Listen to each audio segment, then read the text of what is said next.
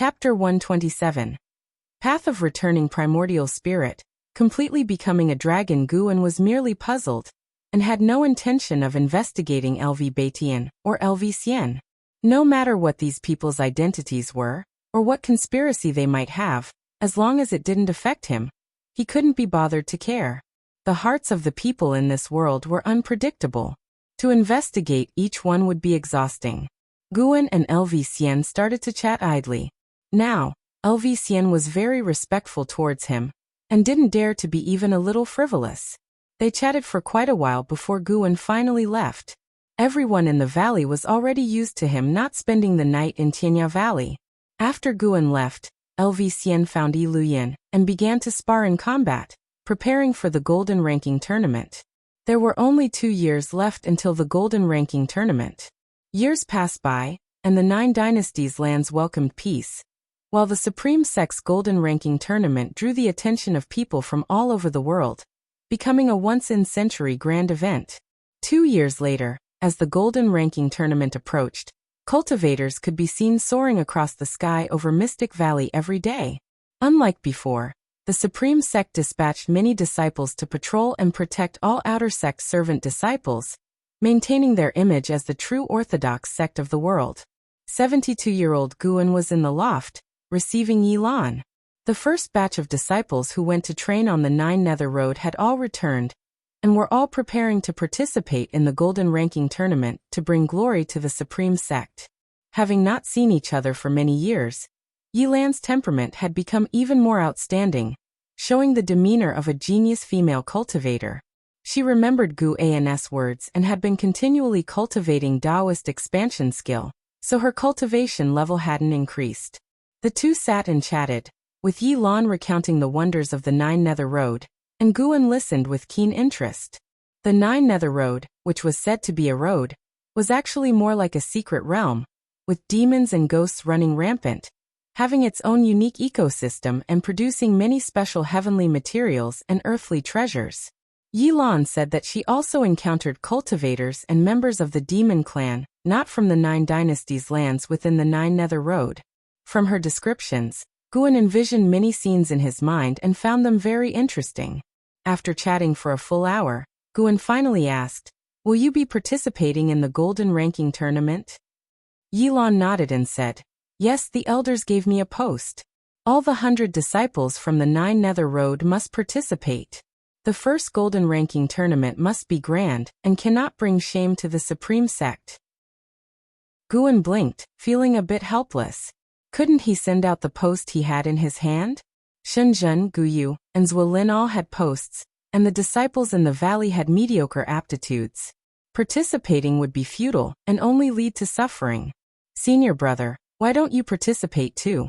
Although your cultivation level isn't high, your strength is far from simple," Yi Lan said with a light laugh, remembering that Gu An's leg technique was very strong. Since Gu An's cultivation level hadn't increased, he must have spent most of his time practicing his leg technique, which made his strength undoubtedly formidable. Guan helplessly replied, "I can't even beat you. Participating in the Golden Ranking Tournament would just be asking for trouble." After hearing this, Yi Lan didn't persuade him any further, and started chatting about the affairs of the immortal cultivation world. It wasn't until evening that Yi Lan left Mystic Valley. Guan stood on the balcony, a smile on his face. Yi Lan's maximum lifespan had increased by a year, though insignificant. It showed that the Taoist expansion skill was indeed somewhat effective. Chu Jingfeng, Lu Jiujia, and Xiaochuan's maximum lifespans hadn't increased, probably due to their level of dedication.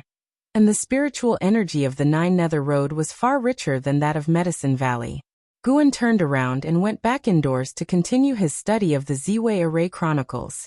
This book had deepened Gu An's understanding of formations, bringing him closer to becoming a true Mahayana cultivator.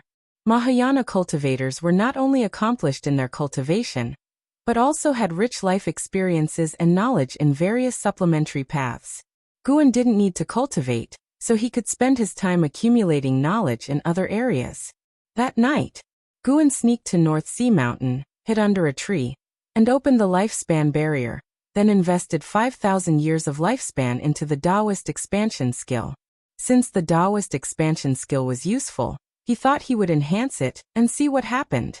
A series of notifications appeared crazily before Guan's eyes, and eventually, the Taoist expansion skill advanced to the Taoist mystic skill. It only took 2,000 years of lifespan for the Taoist expansion skill to advance to the Taoist mystic skill, and the remaining 3,000 years were just for enhancing its proficiency. Guan immediately invested another 5,000 years of lifespan. This time, after cultivating for 2,000 years, the Taoist mystic skill advanced to the primordial reincarnation skill. It had primordial in its name so quickly, indicating that the Taoist expansion skill itself had a high rank and grade. No wonder only Yilan and Wuxin had mastered it so far. Afterward, the primordial reincarnation skill allowed him to master a divine skill called the Path of Returning Primordial Spirit. Guan began to inherit the primordial reincarnation skill, and earth spirit energy surged into his body. A vast amount of memory flooded his mind. The primordial reincarnation skill contained the mysteries of the Taoist expansion skill, and extended the profoundness of accumulating cultivation, level to be passed on through lifetimes. After cultivating the primordial reincarnation skill, one's cultivation level would no longer increase. Instead, through accumulating spiritual power, one's aptitudes would transform. Unlike the Taoist expansion skill, it was no longer limited to one lifetime but could be repeated, and each time the accumulated cultivation level was greater, the transformation in aptitude would be more substantial. Moreover, the primordial reincarnation skill would form a soul imprint. After a cultivator's death and rebirth, the memory of this skill would awaken in adulthood in each lifetime, continuing to accumulate until reaching immortality or the soul's demise, where the path of reincarnation ceased. The Path of Returning Primordial Spirit was an extremely domineering sealing divine skill that could suppress a being's cultivation level to a certain realm, or even completely seal them, turning them into a mortal spirit without any cultivation. This seal could only be unlocked using the Path of Returning Primordial Spirit. Even if powerful beings far surpassing Guan's capabilities tried to help, it would cause the spiritual power to run amok, making the sealed one's cultivation run wild, and causing immediate death. Upon understanding this divine skill, Guan was very fond of it. He just happened to be lacking such a means. As for the primordial reincarnation skill, he considered it mastered, and he was not inclined to invest more time into it. He did not seek thousands of worlds. He only pursued this lifetime. But this skill could be taught to those he cared about. Through the memories of the primordial reincarnation skill, Guan learned a harsh truth. The 9 layers of immortal path, each layer harder than the last. The first layer was nirvana, a realm where mortal spirits transcended. Before reaching nirvana, lifespans could not exceed tens of thousands of years. Only after nirvana could one witness a fundamental transformation in life essence, drastically increasing lifespan. Guan suddenly realized that maximum lifespan might not just indicate aptitude, but could also represent the maximum time each being had in this world, serving as a measure of one's life.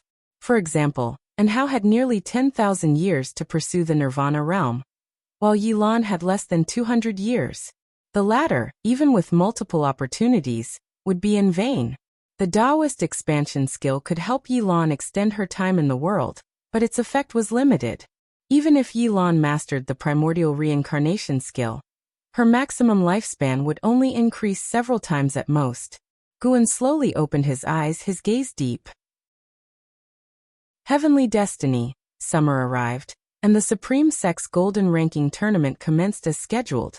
Participants in the Golden Ranking Tournament were all cultivators under 500 years old, and the Supreme Sect would test the bone age of the participants specifically.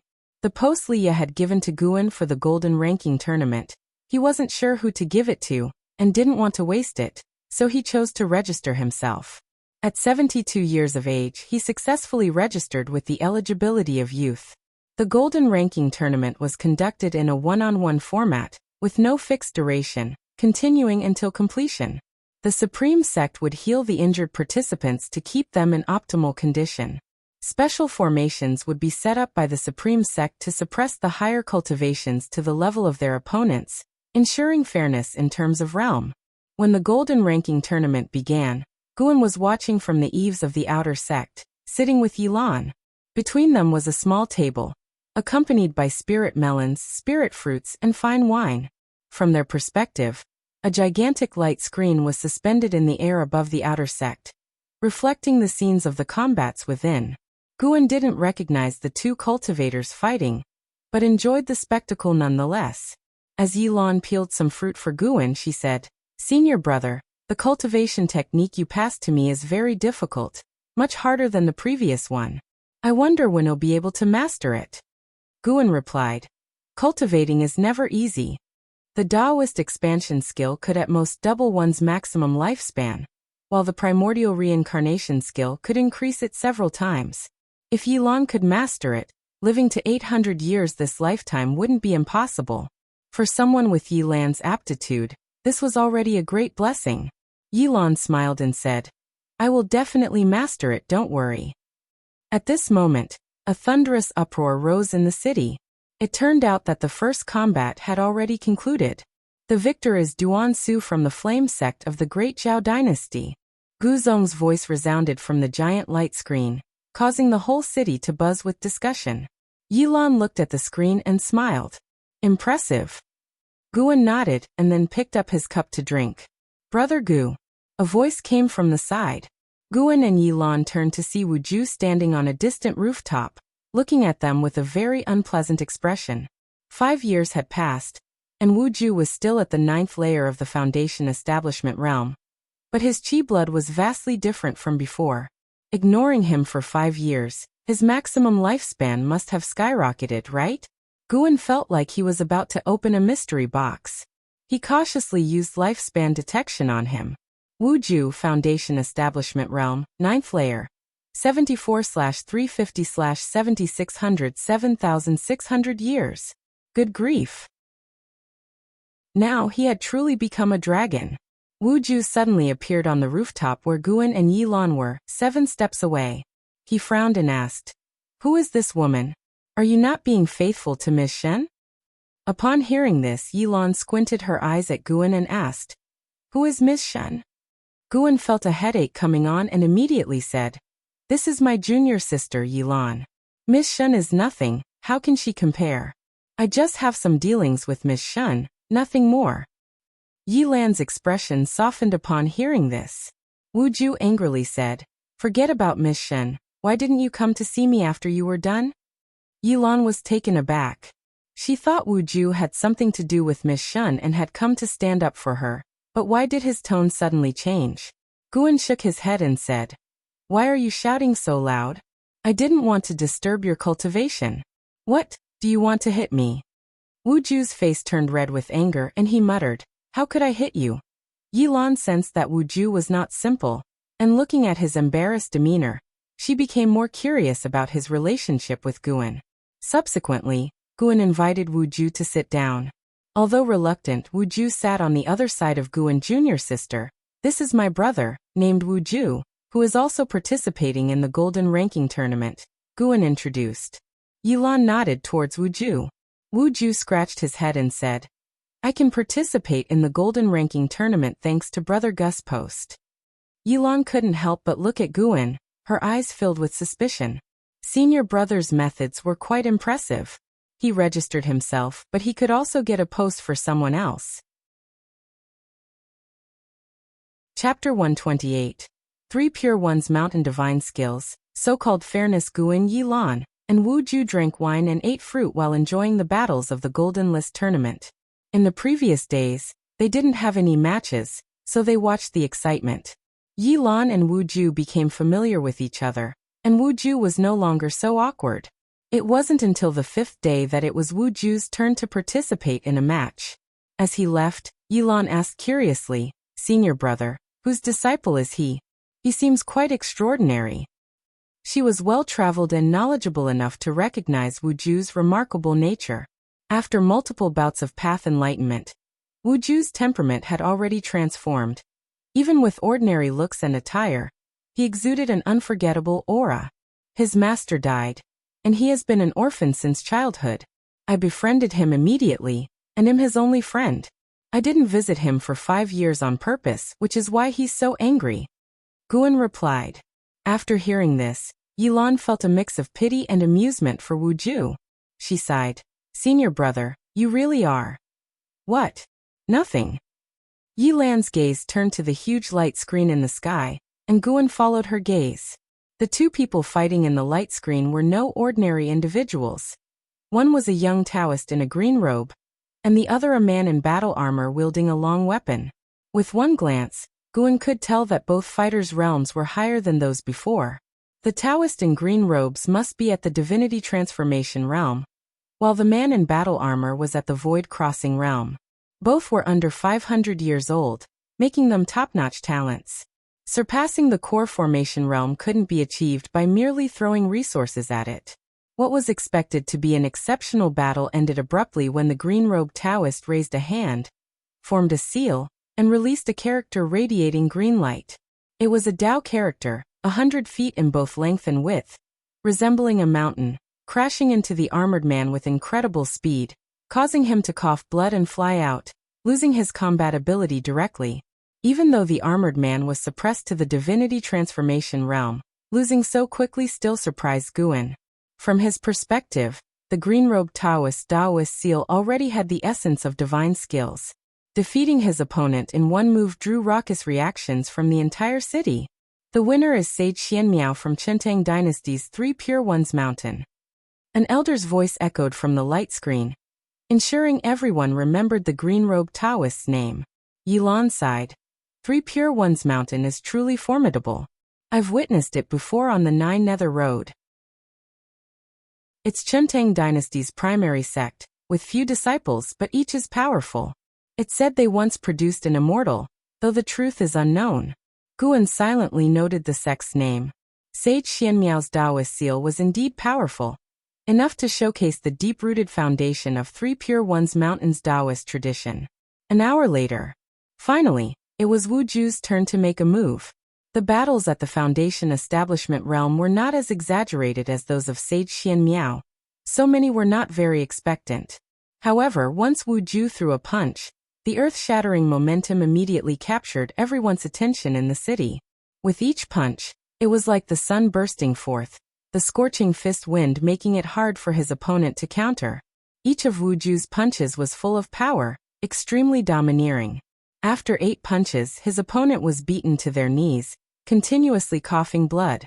The winner is Wu Ju from Supreme Sect of Taicang Dynasty. The city erupted in discussions, starting to talk about Wu Ju. Yilan was stunned. She knew Wu Ju was exceptional, but didn't expect him to be this formidable. Guan watched with a smile on his face, aware that Wu Ju's legendary journey was about to begin. That sunset fist was quite ordinary, but Wu Ju practiced it to a level of transformation, even exhibiting signs of advancement. Path enlightenment seemed to enhance his understanding of fist techniques. In the afternoon, within the Third Medicine Valley, Guan and LV Batian met in a pavilion. After months, LV Batian looked pleased and exuberant. He opened his right hand, revealing a pearl in his palm, and smiled. This is a supreme-grade magic artifact, the Thousand Shadow Pearl. In the next 2 days, refine it, and then use it at the end of the month meeting. Guan accepted the Thousand Shadow Pearl, and smiling bitterly asked, Do you still want me to keep winning? In recent days, some cultivators in the Golden List tournament had won using magic artifacts. According to the rules, each cultivator could only bring one magic artifact or formation to maintain fairness. Sword cultivators, blade cultivators, array repairers, and others had to use magic artifacts. Banning them would be unfair.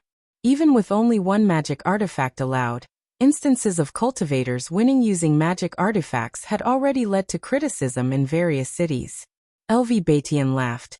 I've already planned your opponents and combat times. There's still time. I don't expect you to become world famous, but getting close to the top 500 would lay a solid foundation. With talents from 9 dynasties gathered, the top 500 were naturally extraordinary individuals.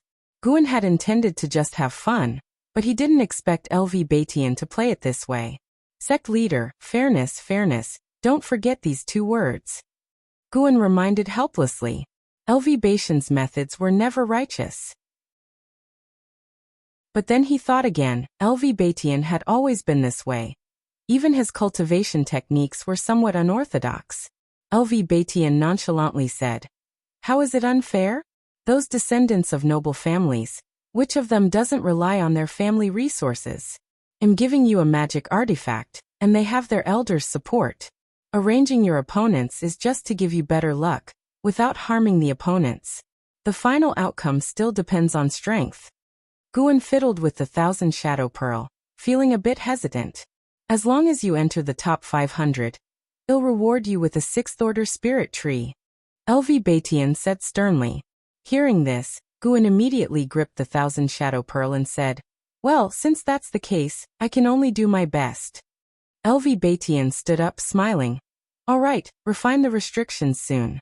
The toughest ones have already been refined by me. The remaining ones won't trouble you." After that, he left the pavilion.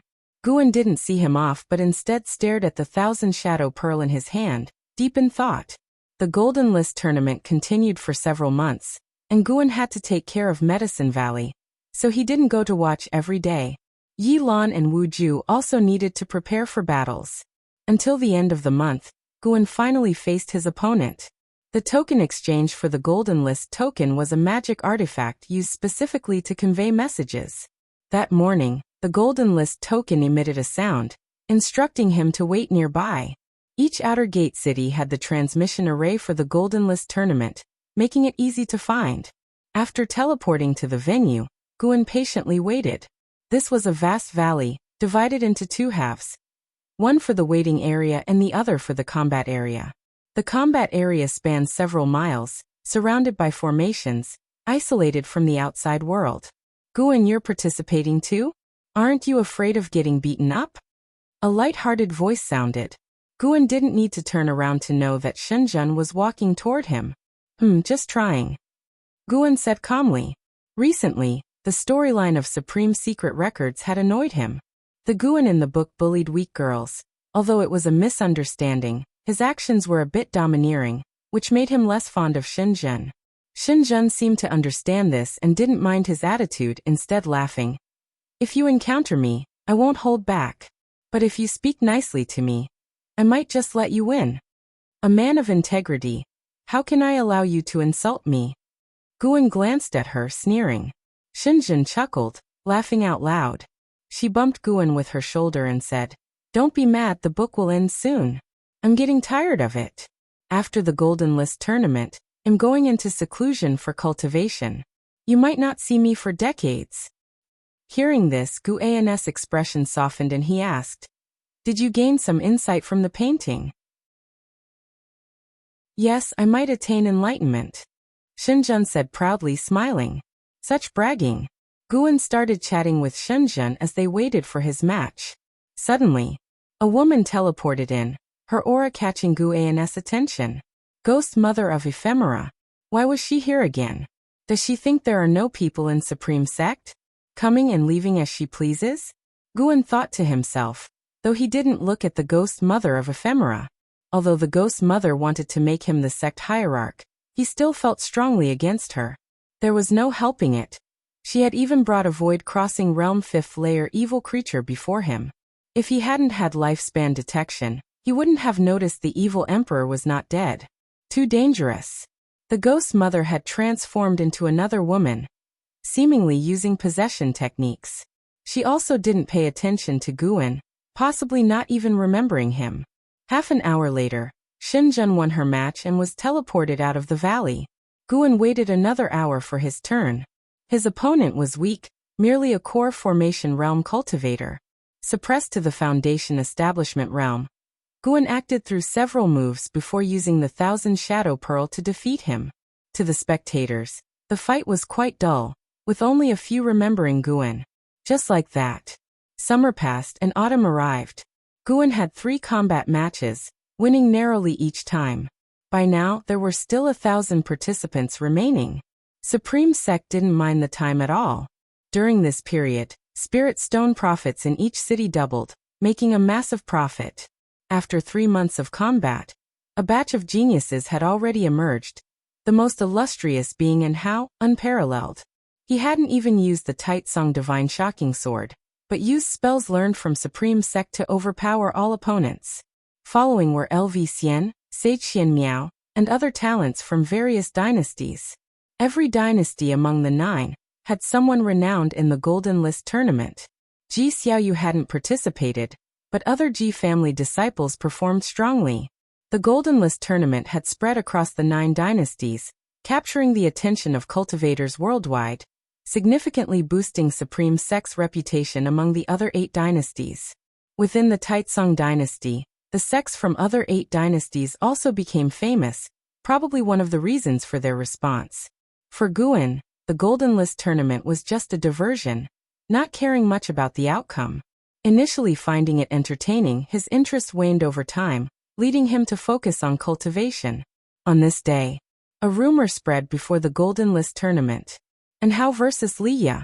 Liya had also showcased his strength, proving himself, considered to have top 100 potential. Facing in Hao, who was assumed to claim the top spot, naturally drew much attention. Guan in the Third Medicine Valley heard disciples flying overhead on their swords, shouting announcements, and became interested, heading to the outer gate city to watch. He noticed disciples flocking to the outer gate city from all directions, making him sigh. LV Batian finally mastered the art of marketing. Guan too was expectant. Who was stronger, Liya or Hao?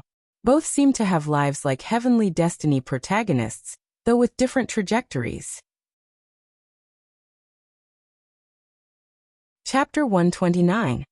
How do you also know the Taicang Divine Shocking Sword? At the combat arena, Liya, dressed in black, slowly took the North Sea heavy sword off his back.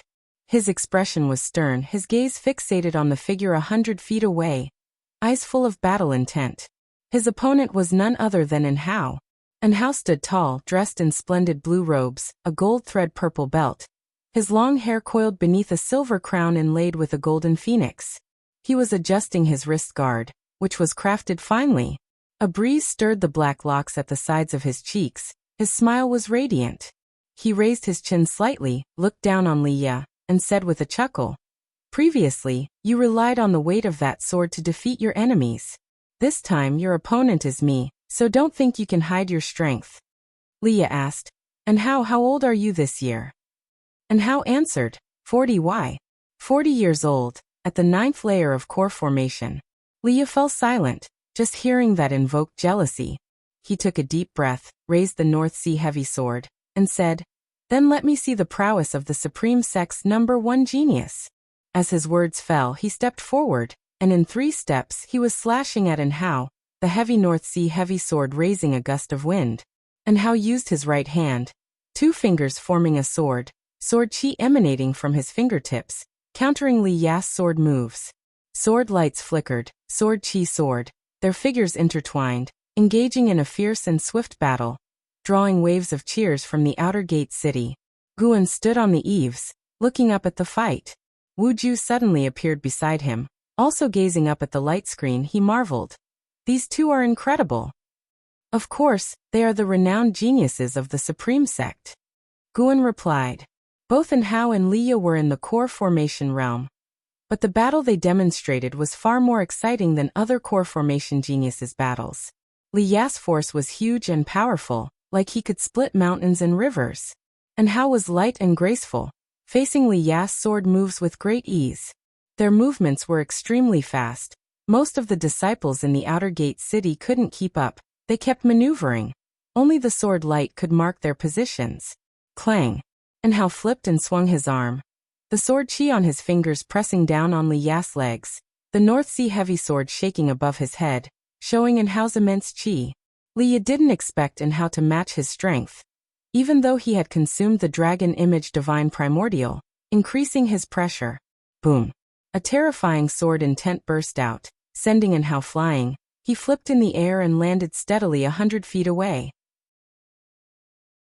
Hao looked at Liya in astonishment, then followed with a wild smile.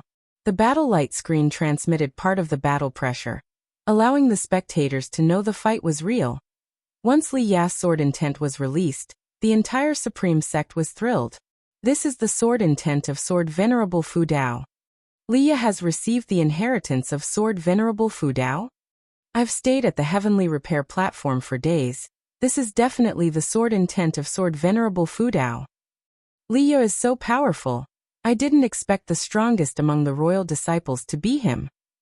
He's much stronger than his sister Li Xuanyu. The city Guan was and also erupted in a thunderous uproar. Countless people were amazed by the Taicang Divine shocking sword unleashed by Leah. Wu Ju felt the sword intent inside. So powerful, I feel like it won't be easy to win against him. Guan glanced at him. Just not easy. Entwined in the sword intent, Leah straightened, raising his sword to point at Hao, his black hair fluttering, and black robes rustling. His entire demeanor changed dramatically, his expression became more severe. The battle only truly begins now. Leah said coldly he didn't expect to be forced to use the Taicang Divine shocking sword so early, blaming his own bad luck for encountering Hao prematurely. When he unleashed the Taicang Divine shocking sword, he felt the battle was over. Although Hao had yet to unleash powerful spells, no spell could match the Taicang Divine shocking sword. Hao's comprehension of sword intent was kept secret. Leah, who was often away, had no clue about Hao's combat techniques. However, seeing Hao smiling, Leah felt puzzled. This guy's gone mad? Hao patted his robe, his smile growing. Boom! An overwhelming sword intent surpassed Leah's, shaking the entire valley. Violent sword chi condensed into a giant face above Hao, looking down at Leah. Before this giant sword chi face, Leah looked insignificant, his sword chi trivial. Impossible. How do you also know the Taicang Divine shocking sword? Leah shouted in disbelief. In the outer gate city, countless people gasped. Even Hao had received the inheritance of Sword Venerable Fu Dao. The ghost mother of ephemera on the Heavenly Repair platform looked at the light screen in the sky. Her brows furrowed, her eyes also showing shock. The Taicang Divine shocking sword, which had disappeared for thousands of years, reappeared in the mortal world, and 3 inheritors emerged at once. The ghost mother of ephemera, well aware of the Taicang Divine shocking sword's origins, was also taken aback, her respect for Sword Venerable Fu Dao growing. She could tell these two, wielding the Taicang Divine shocking sword, were certainly related to Sword Venerable Fu Dao. In the light screen, Hao soared into the air, looking down on Leah, said with a smile, "Since we are from the same lineage, let's see whose sword intent is stronger." He raised his right hand, palm facing Leah, his smile fading. When Leah used the Taicang Divine shocking sword, Hao felt a sense of kinship, recognizing Leah as a fellow disciple. But even among brothers, he would not hold back. Hao was born to be the strongest. All opponents must submit at his feet. Hao's eyes focused, the giant sword chi face's eyes widened. Countless sword shadows shot out like a river of stars, unstoppable. Leah gripped his sword with both hands, slashing down with his strongest sword move. He gritted his teeth, his face twisted, and shouted in his heart, "I cannot lose." The 2 sword intents collided, sword light enveloping the whole city. Wu Ju's face was lit up by the sword light. He was stunned. Hao is so strong, I'm not a match, Wu Ju murmured. If his opponent was Leah, he might have some confidence, but Hao's strength left him feeling hopeless. Guan watched the battle with a blank expression. The progress of Hao and Leah pleased him, but knowing Leah would soon be seriously injured dampened his mood. He even suspected LV Baitian purposely orchestrated this, as LV Baitian always disliked Li Xiandao. So he arranged for Hao to target Li Zuando's favorite son? Regardless, Li Ya's journey ended here, not even breaking the top 500. After a few breaths, the sword's power dissipated. The ground shattered, Leah lay there covered in blood, his black robes torn apart, no strength left to stand up. The winner is Hao from the Taicang dynasty's supreme sect. As the elder announced the result, the entire city burst with excitement, praising Hao's might. Previously, Hao had never displayed such powerful sword techniques, but always defeated his enemies with ease. This time, everyone witnessed Hao's sword chi and spiritual power, looking nothing like a core formation cultivator, more like a nascent soul cultivator. Guan looked at Wu Ju and said, "If you face Hao, do not confront him head-on. In the same realm, anyone facing Hao would be eliminated." Even multiple path enlightenments couldn't help Wu Ju against him. Among all the participants, likely only Guan could defeat An Hao, but he had no intention to, and LV Batian wouldn't allow it to happen. You too, Wu Ju muttered. Guan smiled. This kid was interesting. The news of An Hao receiving the inheritance of Sword Venerable Fudao spread like a whirlwind, sweeping across the immortal cultivation world. As for the defeated Liya, many thought he only comprehended the sword intent at the heavenly repair platform, and was not the true inheritor of Sword Venerable Fudao. Though both wielded the Taicang Divine Shocking Sword, his sword intent paled compared to An Hao's. An Hao's famed sword, while Liya was quickly forgotten. After his defeat, Liya did not seek out Guan, likely recuperating and brooding in his cave. 10 days later, in Tianya Valley, Guan met Li Xiandao. Li Xiandao waved at him from afar, and he immediately sat down beside him. LV Xian, Iluyan, and Luo Hun were also seated at the table. As Guan approached, Luo Hun thoughtfully gave up his seat. How is Liya? Li Xiandao asked with a smile, seemingly unconcerned about Liya's defeat. Guan noticed his cultivation level had increased to the 3rd layer of Void Crossing Realm. Honestly, Guan was quite interested to see Li Xiandao participate in the Golden List Conference. He believed Li Xiandao could make it to the top 10. Li Xiandao was not yet 300 years old, qualifying for the Golden List Conference. A Void Crossing Realm cultivator under 300 years was a rare talent worldwide. Not sure he didn't come to find me, Guan replied. Li Xiandao sighed. Losing to An Hao is not shameful. An Hao's fame has spread to the other 8 dynasties. Everyone recognizes his talent. Setting aside strength just by his advancement speed, An Hao was unmatched. Jiang Qiong had reached the core formation at 40, thinking her talent supreme, but at 40, An Hao could already form his nascent soul. The only reason he hadn't was because of the Golden List Conference. A 1st-layer nascent soul, An Hao facing a 9th-layer nascent soul top talent might win but would be exhausted, but dragging the opponent down to the 9th layer of core formation realm eliminated any suspense. Guan nodded. An Hao is truly formidable. Senior brother Li just had bad luck. LV Xian snorted. No worries, I'll avenge Liya. He had participated in 3 fights. No one had lasted 10 moves against him. Li Xiandao looked at Guan and said, I've sent your disciple Yi Yan to cultivate at the 3 Pure Ones mountain of the Chuntang dynasty. When he returns, he'll be transformed. Yi Yan?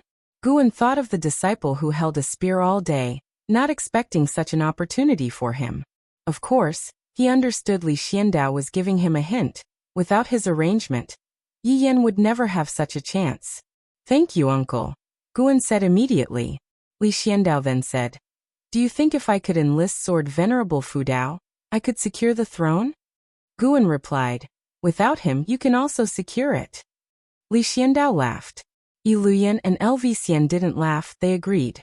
Li Xiandao restrained his laugh and said, I've found out who Sword Venerable Fudao is.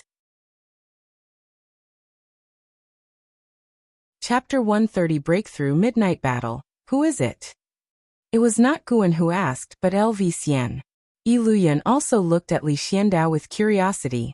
Sword Venerable Fudao's reputation was too great, and some even considered him the #1 cultivator of the Taicang dynasty. Li Zuando's mouth curved up as he said, He has a close relationship with Liya. Upon hearing this, Guan's heart trembled. How did he guess this far?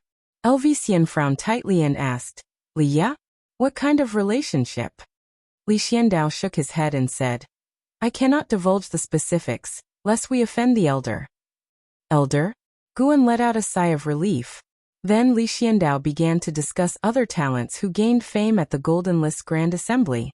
He highly praised the Supreme Sect for hosting the assembly, thinking that LV Batian had become enlightened, and was no longer as foolish and domineering as before. They chatted for an ancient hour before Li Xiandao finally released Guan to work. This time he had brought high-rank saplings, which greatly interested Guan. The grade and rank of the medicinal herbs in Tianya Valley were continuously improving, indirectly proving that Li Zuando's power was growing.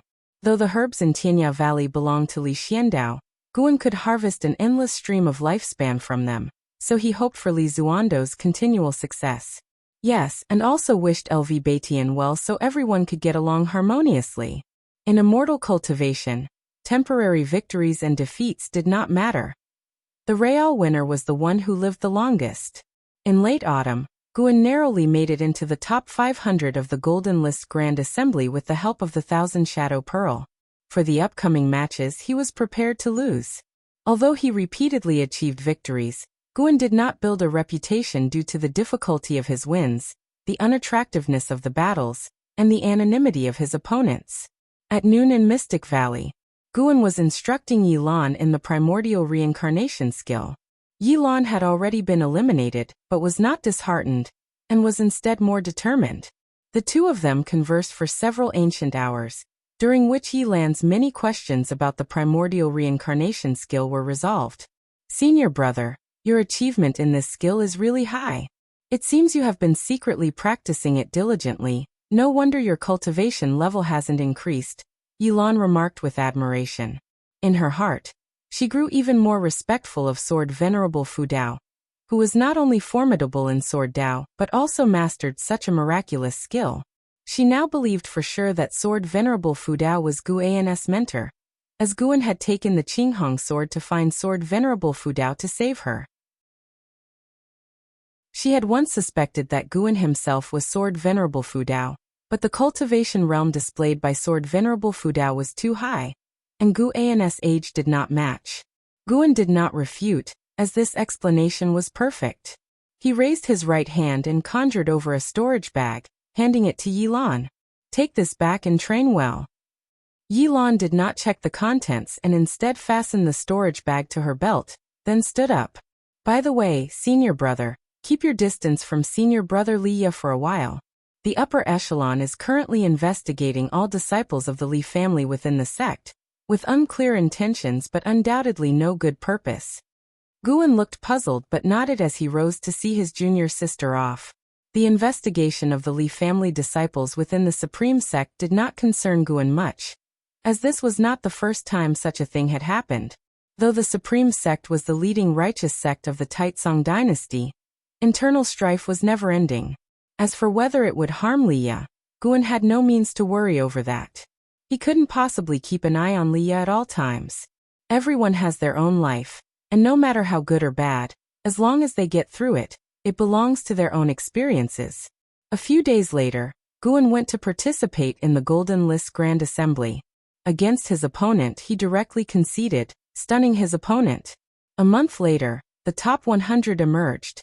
Only Wu Ju had the cultivation level of the Foundation Establishment realm. All other cultivators' minimum level was the Core Formation realm. This news quickly spread, making Wu Ju famous. When LV Batian delivered a 6th-rank spirit tree, Guan mentioned Wu Ju, hoping LV Batian could find a good mentor for Wu Ju. This made LV Batian look at Guan with admiration. Such a good prospect found by you in advance, and you still say you are unfit to be the sect leader? LV Batian said with a smile. Guan smiled and responded, just a stroke of fate. The Supreme Sect has many geniuses. This doesn't speak to my vision, but to the abundant foundations and great fortune of the Supreme Sect. LV Batian was very satisfied with Guan's rhetoric. Regardless of whether it was genuine, it was very suitable for a sect leader. Regarding Wu Ju, I can't promise anything. He has already become a disciple of Zhou. Understand that taking in Hao as a disciple was already a major move that met with opposition. I cannot take on any more genius disciples. The Supreme Sect is not a place for one person's dictation. LV Batian explained meaningfully. Zhou, one of the Supreme Sect's venerable pavilion, had more power than the Hall of Elders. Becoming his disciple meant Wu Ju had a limitless future.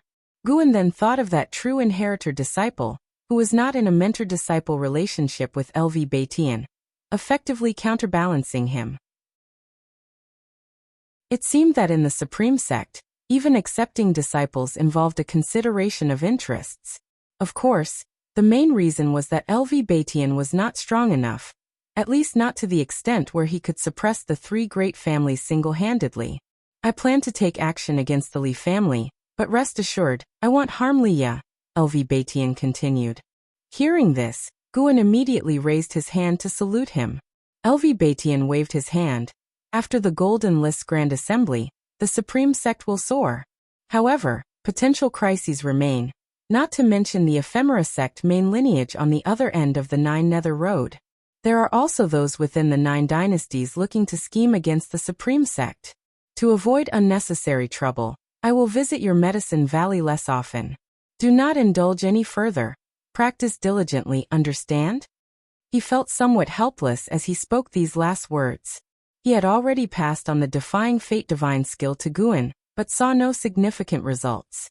Guan nodded and said, I will manage Medicine Valley well and not disappoint the Supreme Sect.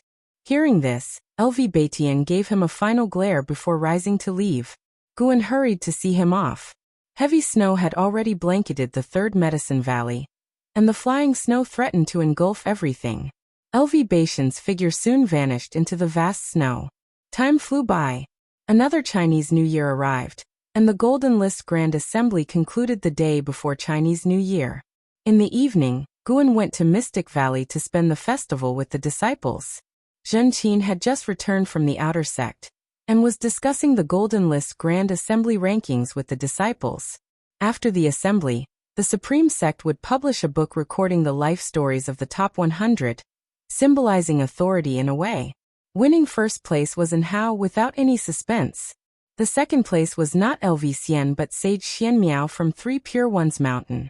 The duel between Sage Xian Miao and In Hao had become legendary, and the name of Three Pure Ones Mountain reverberated throughout the Taicang Dynasty. LV Xian ranked third, and was likely depressed.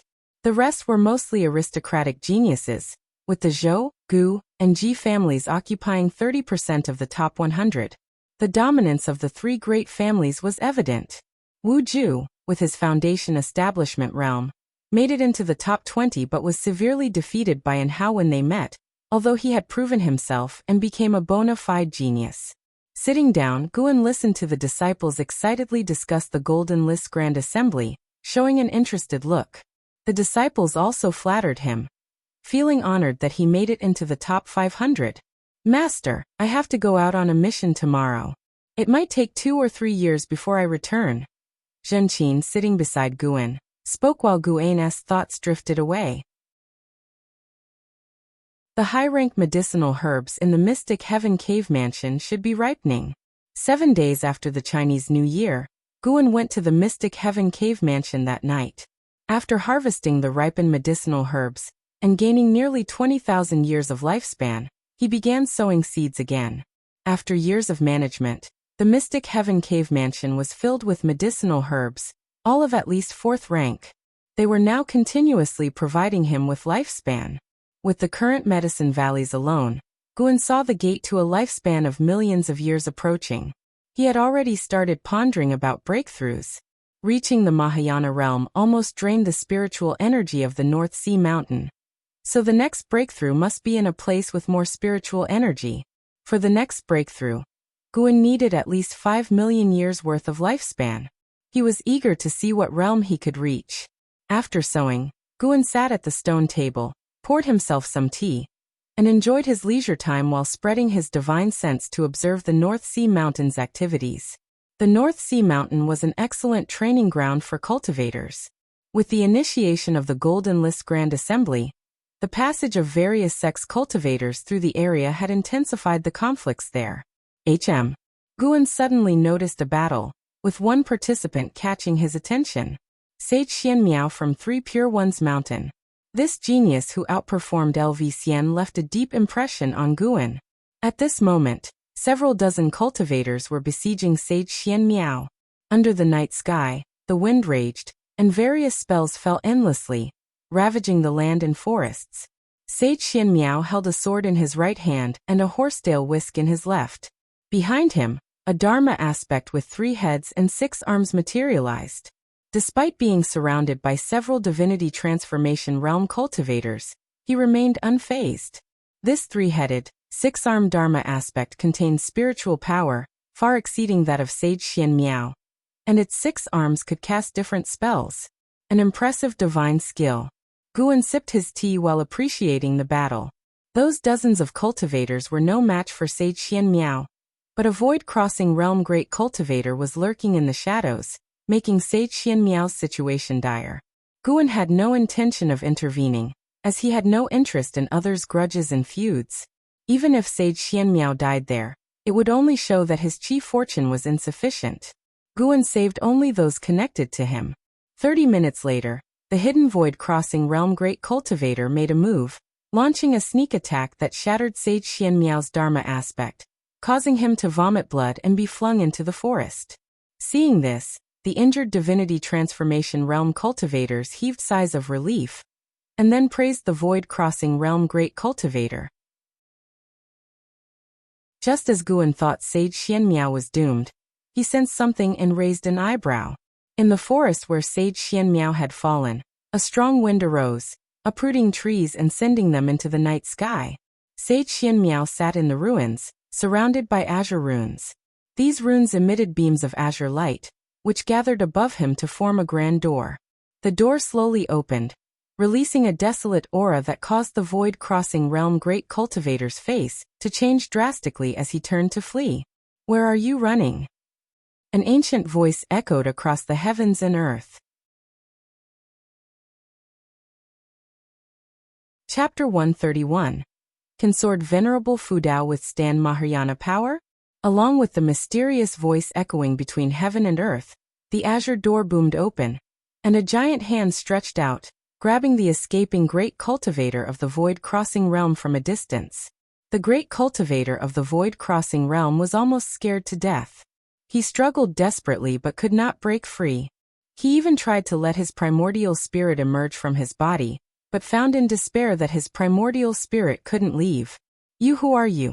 The great cultivator of the void-crossing realm shouted in fear. The mysterious giant hand suddenly squeezed, crushing him into a mist of blood. His primordial spirit and golden core were completely annihilated, no longer existing. The other cultivators in the divinity transformation realm fled in panic, but the mysterious giant hand did not strike again, and just slowly withdrew into the azure door. Under the night sky, the wind was still raging. Sage Xianmiao's aura began to dissipate, and the azure door above his head vanished along with it.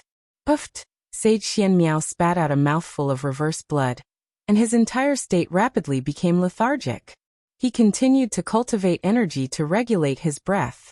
Far away in the mystic heaven cave mansion, Guan played with his teacup, his face showing a look of curiosity. The mysterious giant hand just now was definitely of the mystic heart realm, and above the 5th layer. No wonder Sage Xianmiao dared to come alone to the Golden List conference. He had a method to summon help. Guan was very interested in this divine skill. This divine skill was not only imposing but also protected the younger generation. Even he, this sword Venerable Fudao, was tempted. At the same time, he was also full of curiosity about the Three Pure Ones Mountain. The Three Pure Ones Mountain actually hid a great power above the 5th layer of the mystic heart realm. Although it was not in the Mahayana realm, it was enough to surprise Guan. The land of the 9 dynasties certainly hid countless talents. No wonder the ephemera sect previously only dared to wreak havoc in the Taicang dynasty instead of sweeping across the 9 dynasties directly. Guan heard from Yilan that the disciple count of the Three Pure Ones Mountain was not high, barely over 1,000 people. Yet such a small number was enough to make it the first sect of the Chentang dynasty, which showed how many great cultivators were in the Three Pure Ones Mountain. The Chentang dynasty was also not simple. The dynasty was named Chentang because the previous Tiantang dynasty once nearly unified the land of the 9 dynasties. Later, the emperor committed deeds that enraged both heaven and humans, causing heaven to send down a great rain that flooded the entire dynasty, leading to a power shift within the dynasty. The Chentang dynasty had the most lakes, and the majority of its cities and sects were on islands.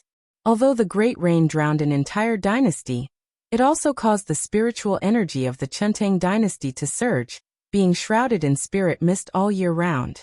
Among the 9 dynasties, the Chentang dynasty was the most mysterious and had the most legends.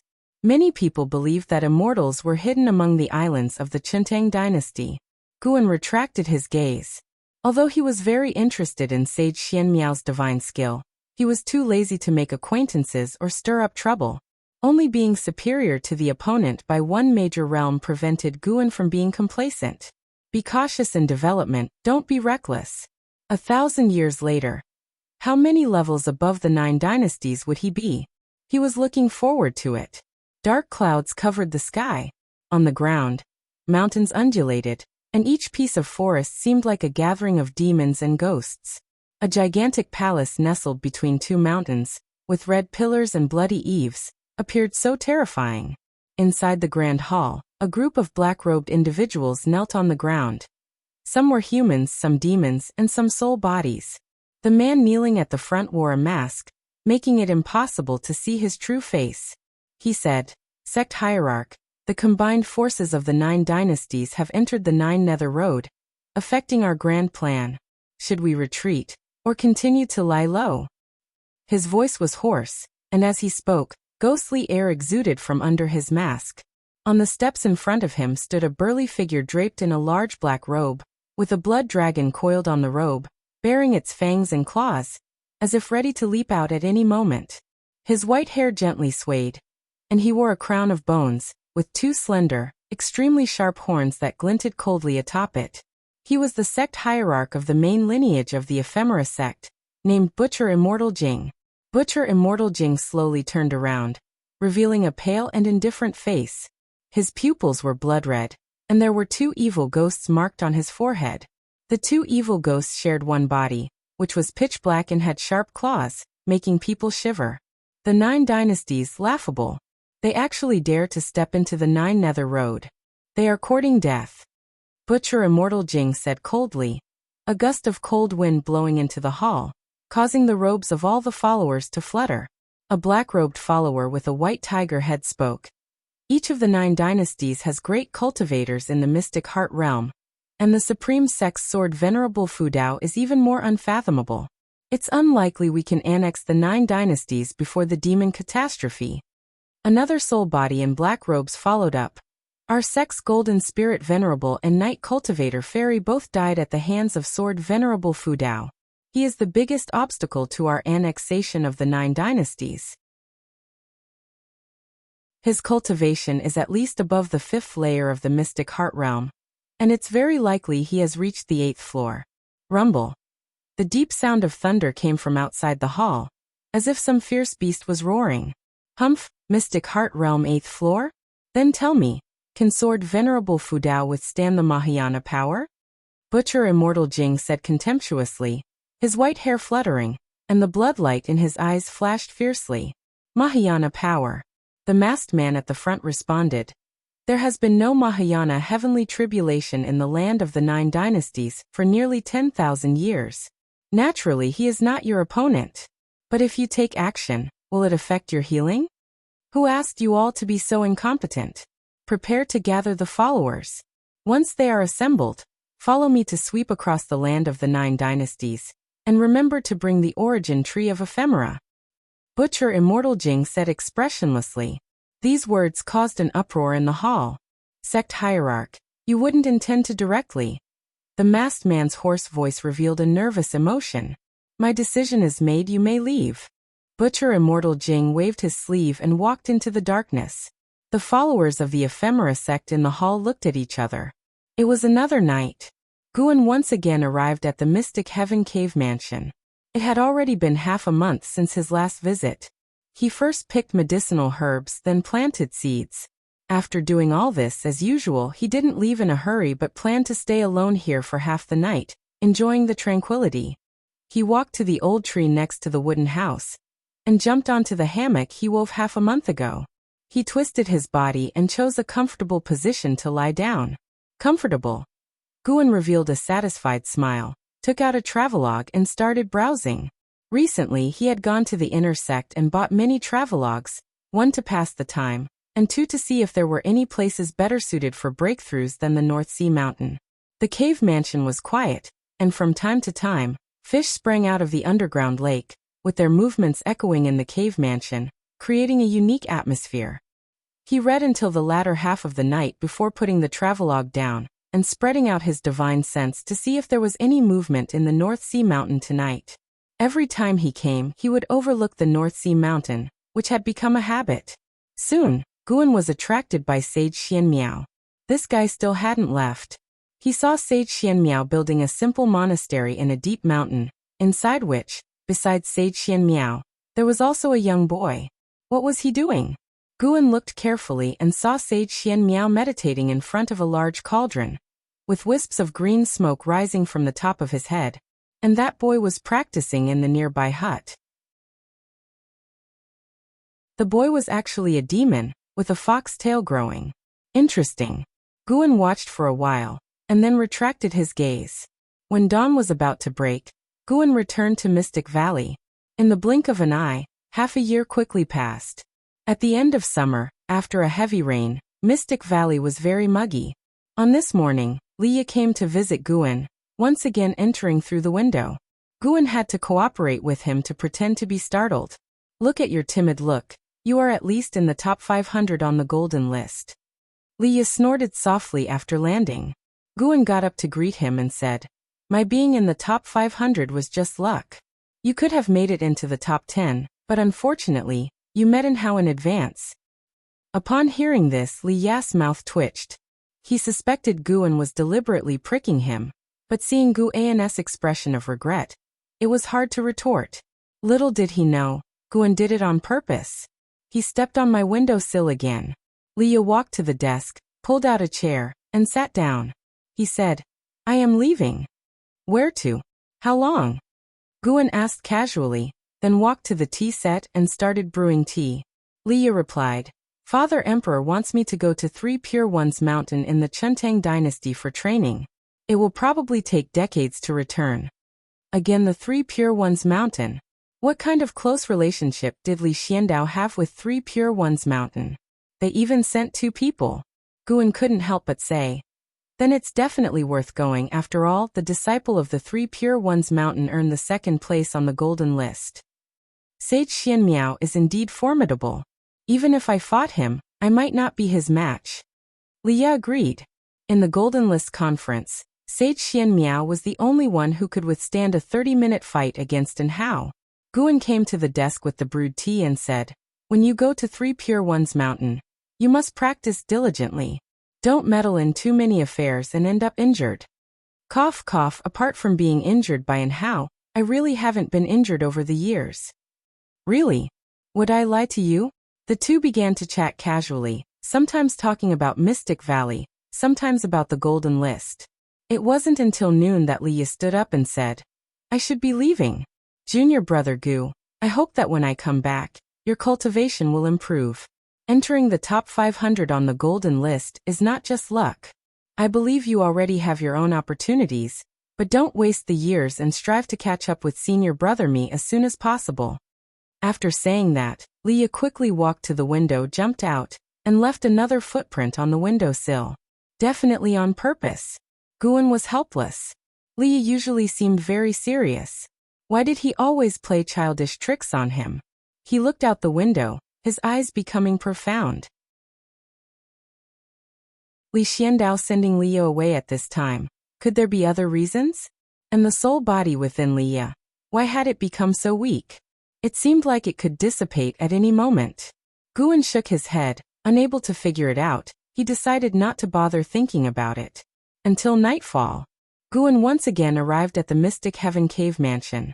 As he was about to pick medicinal herbs, he couldn't help but frown. Why was Sage Xianmiao around? The monastery of Sage Xianmiao was 8,000 miles away from here. Coming here could not be a coincidence. At the same time, in the forest 10 miles away, Sage Xianmiao held a compass in his hand, advancing while muttering to himself. "It should be around here.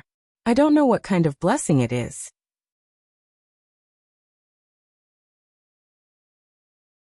Chapter 132 Mountain God. Ill-fated relationship. Guan heard Sage Xianmiao's muttering, which left him silent. Did he come seeking fortune and find my home? His gaze fell on the compass in Sage Xianmiao's hand, curious about what kind of treasure could locate fortune, far surpassing his white spirit rat. Since the appearance of the mystic pure tree, the white spirit rat had been napping all day, no longer venturing out to search for treasures, essentially becoming useless. The forest in the deep night was eerie and quiet, with a faint mist swirling among the woods. Although Sage Xian Miao could see the shadows of ghosts drifting by, he remained unmoved.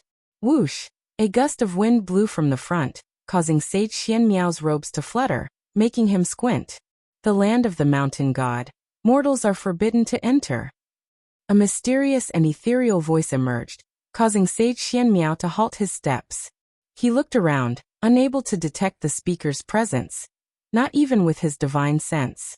Sage Xian Miao was certain he hadn't misheard, so he cupped his hands and said, "This humble Taoist hails from Three Pure Ones Mountain of the Taicang Dynasty, a sole disciple of the Taicang lineage, Li Xuan Miao." Li Xuan Miao, Li Xiandao. Guan wouldn't believe they were unrelated even if beaten to death. The name Three Pure Ones also made Guan think of the Three Pure Ones in Wuxia's Taoist myths from his previous life, wondering if there was any connection. It should be unrelated, otherwise writing Investiture of the Gods would have already caused trouble. Perhaps the Tao of the Three Pure Ones illuminates myriad heavens, showing signs of Three Pure Ones in both this world and the Huaxia world? Gu An's thoughts raced, not answering immediately. Sage Xian Miao continued. This humble Taoist seeks fortune, wondering if I might have the honor of meeting the mountain god? He didn't seem to doubt Gu An's words, making Guan ponder. Could mountain gods truly exist, making Sage Xian Miao find it unsurprising? This made Guan suddenly want to get to know Sage Xian Miao, to increase his understanding of this world. Why seek the mountain god? Gu An's voice echoed again, its source still elusive. Sage Xian Miao replied, Mortal immortals and gods are elusive. If I could meet one, it would be life's fortune. Of course, this humble Taoist also has a personal desire. Meeting the mountain god pleased him greatly, more meaningful than finding a treasure. With his cultivation at the divinity transformation stage, he scanned all directions, unable to find the other party, indicating their cultivation level was vastly superior. Whether or not they were a mountain god, the fact that the other party didn't attack him directly suggested they weren't a great evildoer. Whether a mountain god or not, they were worth befriending. Whoosh! A gust of wind blew in his face, stirring up fallen leaves, forcing Sage Xian Miao to raise his hand to shield himself. When the wind passed, Sage Xian Miao looked ahead, his pupils suddenly narrowing, face full of astonishment. Following his gaze, there stood a small white-clad figure on a large tree in front. That's right. A small figure. Only 3 inches high, easily held with one hand. This figure wore white clothes and a theatrical mask, looking extremely mysterious. This white-clad figure was Guan, who used the Great and Minor Rui divine power to shrink himself. Great and Minor Rui was a divine power awakened through the primordial Rui skill. His energy concealing skill evolved from the energy nurturing skill. Sage Xian Miao immediately knelt on one knee, raising his hand in salute, saying, Li Xuan Miao pays respects to the mountain god. He could feel this wasn't an illusion. It was his first time seeing such a small person, making him instantly believe the other was a mountain god. After all, he had never seen either spell or divine power that could shrink a person, only spells that drew people into small spaces. Guan leaped on the branches, reaching the branch's end to overlook Sage Xian Miao, asking, What is the treasure in your hand? He cast a lifespan detection. Sage Xian Miao, Divinity Transformation Stage 5th Level 198/900/4500, 4,500 years as his maximum lifespan? A bit inconsistent with his performance. The legacy of Three Pure Ones Mountain seemed strong. Sage Xian Miao hurriedly replied, This is a treasured family heirloom of my Three Pure Ones Mountain passed down through generations. As long as I carry it, once my chi fortune connects with the treasure, it will guide me to my destined fortune, accelerating my growth process. As he said this, he smiled. Destiny led him to meet the mountain god. Guan wondered if Mystic Heaven Cave Mansion rightfully belonged to Sage Xian Miao. Very likely so. If not for his golden finger akin to a system, he wouldn't have come to the North Sea Mountains to undergo tribulation, nor would he have cracked open Mystic Heaven Cave Mansion. Thus, it wouldn't naturally belong to him. Thinking this way, it seemed Guan had taken Sage Xian Miao's opportunity. Sage Xian Miao continued, Senior Mountain God, I just accepted a disciple, but he is poisoned.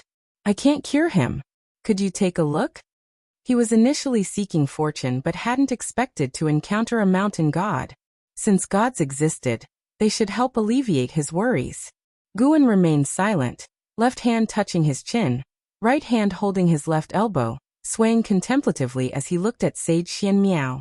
Sage Xianmiao understood, his right hand flipping to reveal a lingji in his palm, which he offered with both hands, saying, "This is a 6th grade earth spirit lingji, hoping the mountain god likes it." Guan lifted a hand to capture the lingji in his grasp. This earth spirit lingji was larger than his entire body, making him look quite comical as he held it. Sage Xianmiao didn't find it amusing, rather he found it endearing. The behavior and thoughts of immortals and gods shouldn't be speculated or defined by mortals. "Bring your disciple here at this time tomorrow night," Guan said. Sage Xianmiao immediately expressed his gratitude. When he raised his hand again, Guan had already vanished. He smiled, getting up to leave without pressing forward, which made Guan feel satisfied.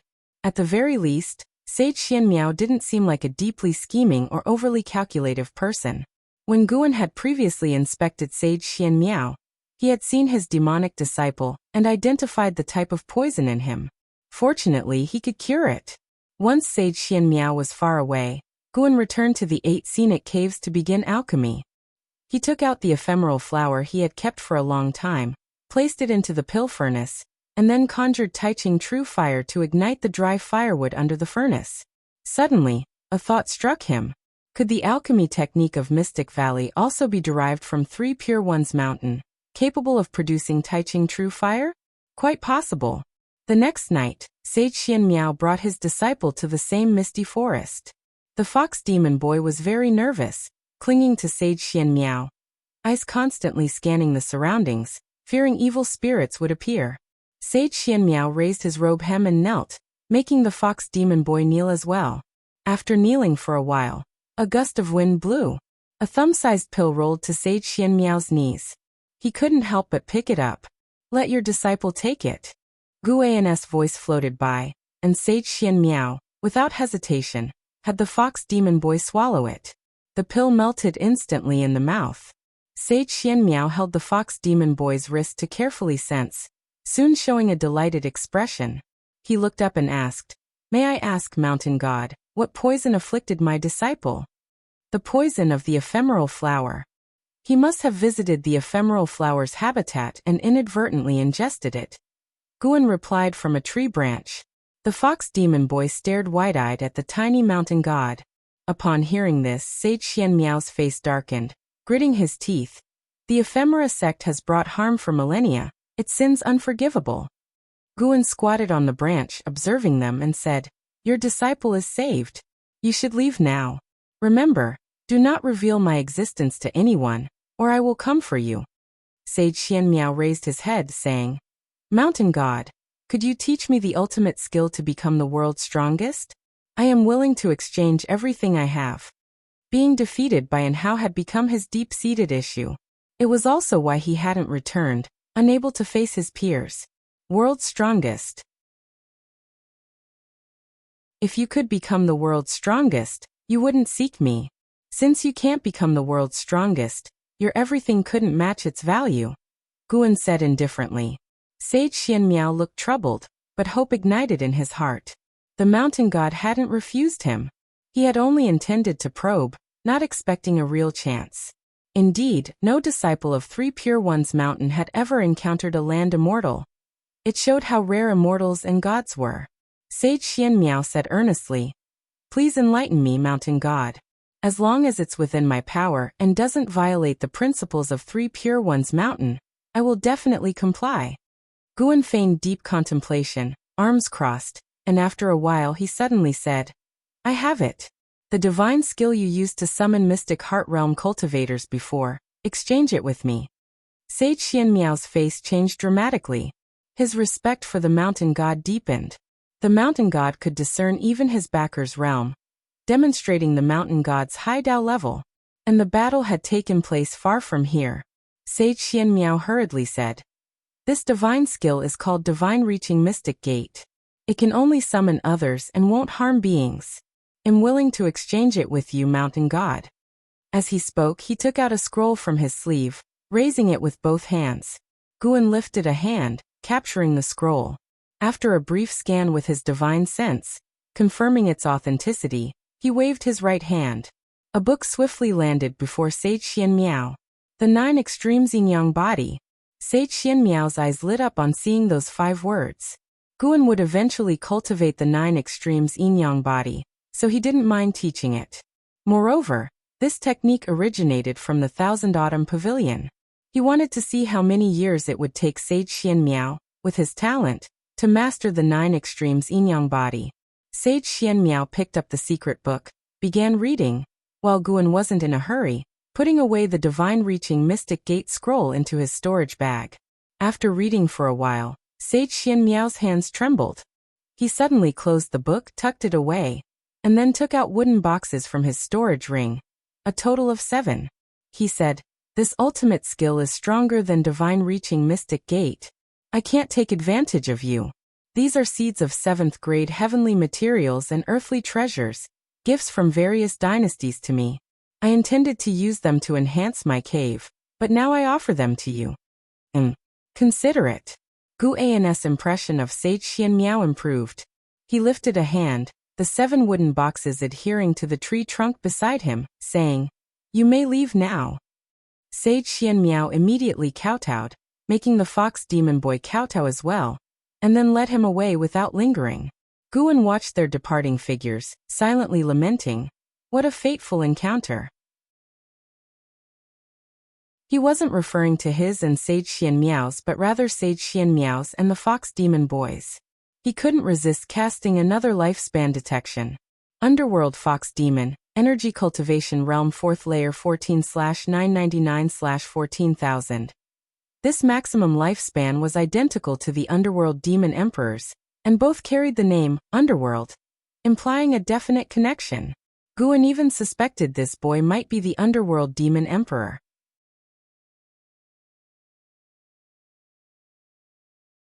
Chapter 133. Becoming the sect leader of the Supreme Sect. The weather was cool and refreshing, and the early autumn breeze uplifted one's mood. The Third Medicine Valley.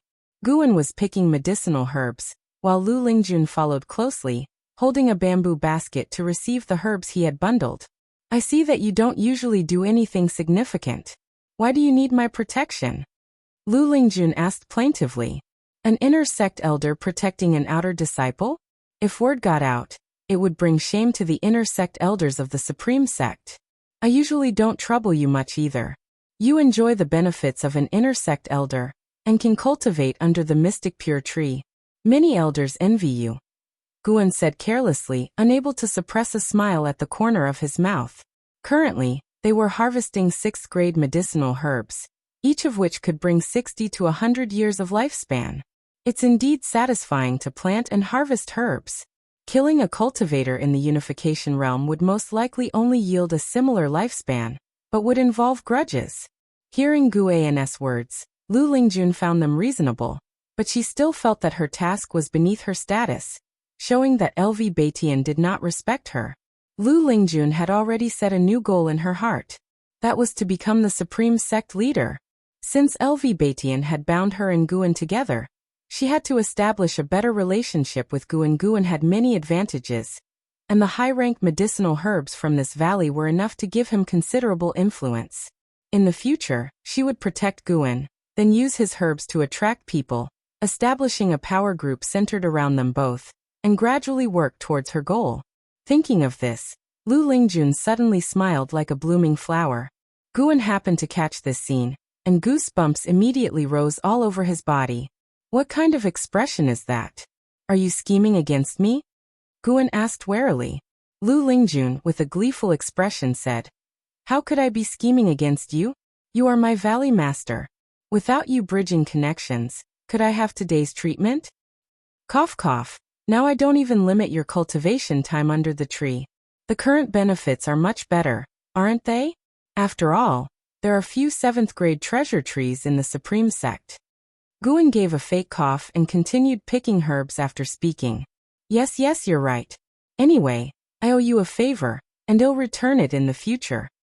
That's more like it. Lu Lingjun didn't disturb Gu An's work anymore. After the time of one incense stick 30 minutes, the two returned. Along the way, Lu Lingjun asked, Valley Master, do you want to improve your cultivation level? You can make it to the golden list, which shows that your aptitude is not bad. It's just that you don't usually like to cultivate. The higher Gu An's cultivation level, the more beneficial it would be for her grand plan. Even if it's not bad, I am definitely not a genius. I made it to the list relying on magic artifacts. Don't try to persuade me. Strenuous cultivation, even if it allows me to live for 700 or 800 years, still takes up most of my life's time on cultivation. Why not just enjoy life directly? Not cultivating is about avoiding detours. My talents are not as great as yours. Guan argued confidently, though for some reason, Lu Lingjun felt a trace of sadness. As an ascender, she had indeed seen many who spent their entire lives but could not escape destiny. How many people had cultivated arduously all their lives, only to die in tribulation, in feuds, or from inner demons? Even for herself, recalling carefully, did she have as many happy moments in her life as the person before her? At this moment, Gu An's image in Lu Lingjun's mind shifted. Although Guan had a low cultivation level, he had a kind of broad-mindedness and life perspective that was beyond the grasp of ordinary people. Lu Lingjun caught up with Gu An's steps and asked, Valley Master, do you think I should learn from you? Learn from me? What a joke. Your realm has already proven your talent. In this world, life is about striving. Since my aptitude isn't good, I strive for the depth of life. With your outstanding talent, you should pursue the length of life. Guan said casually. He wouldn't let others follow his path, as he could seize lifespan but others couldn't. His statement was just to hide his true strength, not to guide others. After hearing this, Lu Lingjun admired Guan even more. The two continued chatting while heading to the pavilion area. It wasn't until the evening that Guan arrived at the Mystic Heaven Cave Mansion. Half a month had passed since he exchanged divine skills with Sage Xianmiao. Guan planted the 7 7th-grade treasures from Sage Xianmiao in the Mystic Heaven Cave Mansion. He wasn't afraid of this cave mansion being exposed. Even if it was, he could move it. He could use the Great and Minor Rui to shrink the entire mountain, and then move it. Because these 7 seeds were of high grade, he would visit every other day, afraid that they might grow askew or conflict with each other. After careful inspection, making sure there were no problems, Guan smiled. Currently, he was harvesting lifespan all year round, so traveling back and forth wasn't tiring for him but full of interest.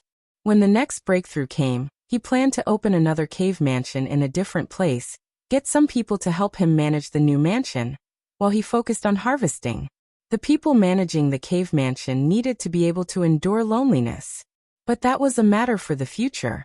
He walked to the wooden house, took out the Ziwei Array Chronicles and a pile of formation materials, and began trying to set up formations. The new cave mansion would definitely need many sets of formations. He had to prepare in advance. Meanwhile, thousands of miles away, in a hidden temple in the mountains and forests, Sage Xianmiao sat in front of a pill furnace, cultivating the 9 extremes yin-yang body. His hands constantly changed spell patterns, dark green demonic qi emanating from his body, surrounding him. Knock knock. The door was lightly knocked. Sage Xianmiao didn't open his eyes and said, Come in.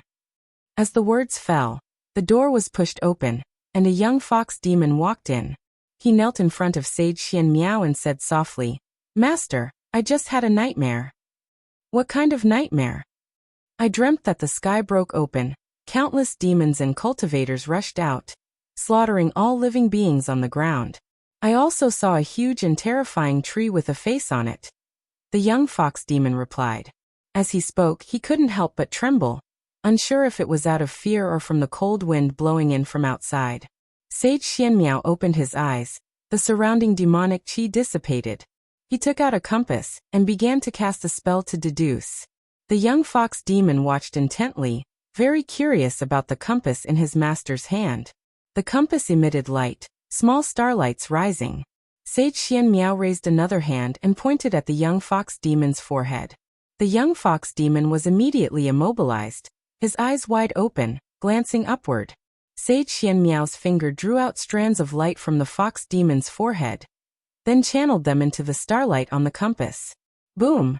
A wave of energy burst from the compass, followed by the starlights exploding, forming a scene, exactly the dream the young fox demon had described. In the vision, the sky was continuously torn apart, black cracks spread over the forest, countless demons and black-robed cultivators rushed out, sweeping everything in the forest. Wherever they went, black mist spread, all life withered, and living spirits turned into white bones. Such horrifying scenes made Sage Xian Miao frown. After watching for a while, his expression changed because he saw the North Sea.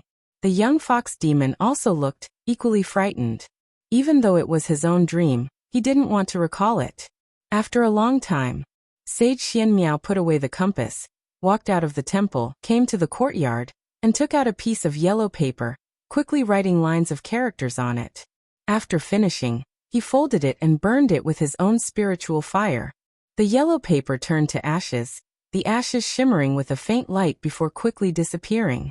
The young fox demon asked from behind, "Master, what are you doing?" "I am sending a message to the sect." "Is it the Three Pure Ones mountain you often mentioned?" "That's right." "Master, when can you take me to the Three Pure Ones mountain?" "Cultivate well. Outer disciples entering the Three Pure Ones mountain need to undergo numerous tests. Your cultivation level and temperament are not enough yet." Sage Xian Miao answered casually. After thinking for a while, he gave the young fox demon a reminder, then left the temple. Moonlight filtered through the tree branches, illuminating the young fox demon. He watched the direction Sage Xian Miao left, his previously innocent face gradually becoming stern, eyes gleaming with cold light. Mountain God. In the Mystic Heaven Cave Mansion, Guan put down his brush and talisman paper, his expression serious. Underworld Fox Demon has developed hostility towards you and is apprehensive of your strength. Do you want to cast lifespan detection on them? Apprehensive? What level of hostility does this constitute? Should I kill them? Thinking of the Underworld Fox Demon's maximum lifespan of 14,000 years made him uneasy. Although demons have a much longer maximum lifespan compared to humans of the same realm, anyone who lives beyond 10,000 years is a formidable great demon. Guan looked up, using his divine sense to see Sage Xian Miao approaching him. Better to meet Sage Xian Miao first. After the time of one incense stick, Sage Xian Miao arrived in the forest. He knelt on the ground and called out loudly, "Pindao has matters to seek audience with the mountain god." As the words fell, the mountain god appeared out of nowhere on a branch not far away, without any indication, making Sage Xian Miao secretly admire the mountain god's vast divine skills. Before Guan could speak, Sage Xian Miao took out the compass, casting spells and explaining his disciple's dream. Once the compass reenacted the dream, Sage Xian Miao continued, "The North Sea appeared in the dream, which might signify a calamity for the North Sea." Guan silently thought it was troublesome. It's again the ephemera sect. The tree in the dream was the ephemera tree, indicating that the ephemera sect main lineage was preparing to launch a full-scale attack on the Nine Dynasties region. How many ephemera trees are there? Guan felt an urge to eradicate the ephemera sect completely to avoid them disrupting his farming. However, before that, Guan planned to give the Underworld Fox Demon a bit of trouble. Your disciple is not simple. Whether it is a blessing or a curse, it is hard to say, Guan said leisurely. Upon hearing this, Sage Xian Miao's expression changed dramatically. It seemed he remembered something, and cold sweat began to form on his forehead. This reaction surprised Guan. Does my word carry that much weight? Sage Xian Miao remembered what his master had said to him. Xian Miao, you will face 9 tribulations in your life. Each tribulation is a life or death situation, stemming from your interactions with the secular world. You can't avoid them. You can't escape them. Surviving the tribulations will lead to nirvana. He looked at Guan again, his eyes filled with respect. As expected of the mountain god, capable of seeing through fate and cause and effect. He took a deep breath, stood up slowly, and then bowed to Guan, saying, "Thank you for the mountain god's guidance. I will be cautious." After speaking, he turned and left. Guan tilted his head, showing a confused expression under his opera mask.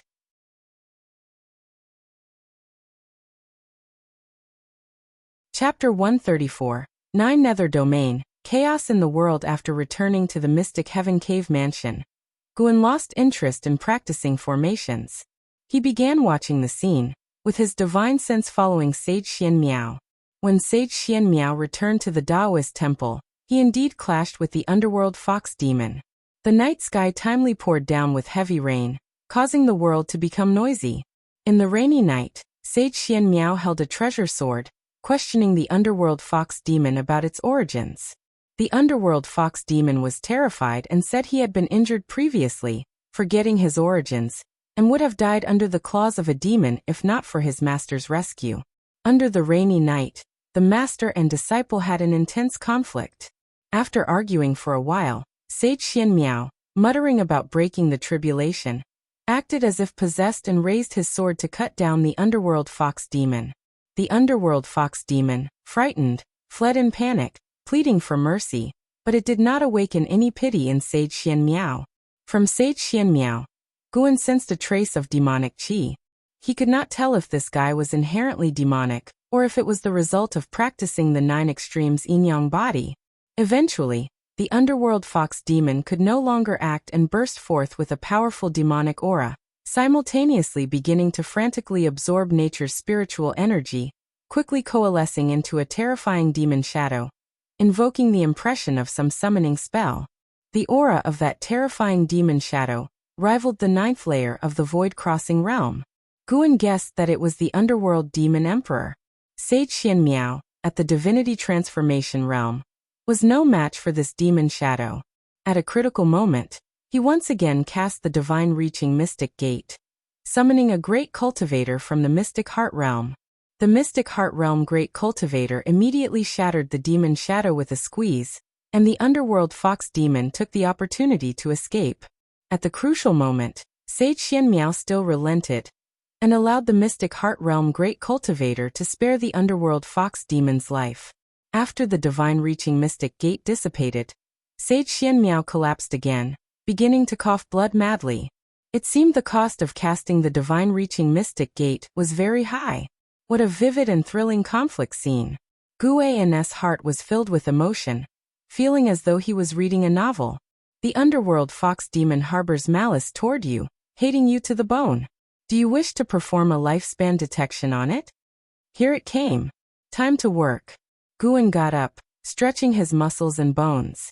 In the mountain forest, the underworld fox demon hastily fled, looking extremely disheveled under the torrential rain.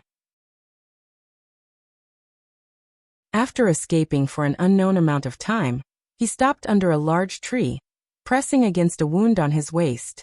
The rainwater soaked his long hair, and his face twisted with a grim expression.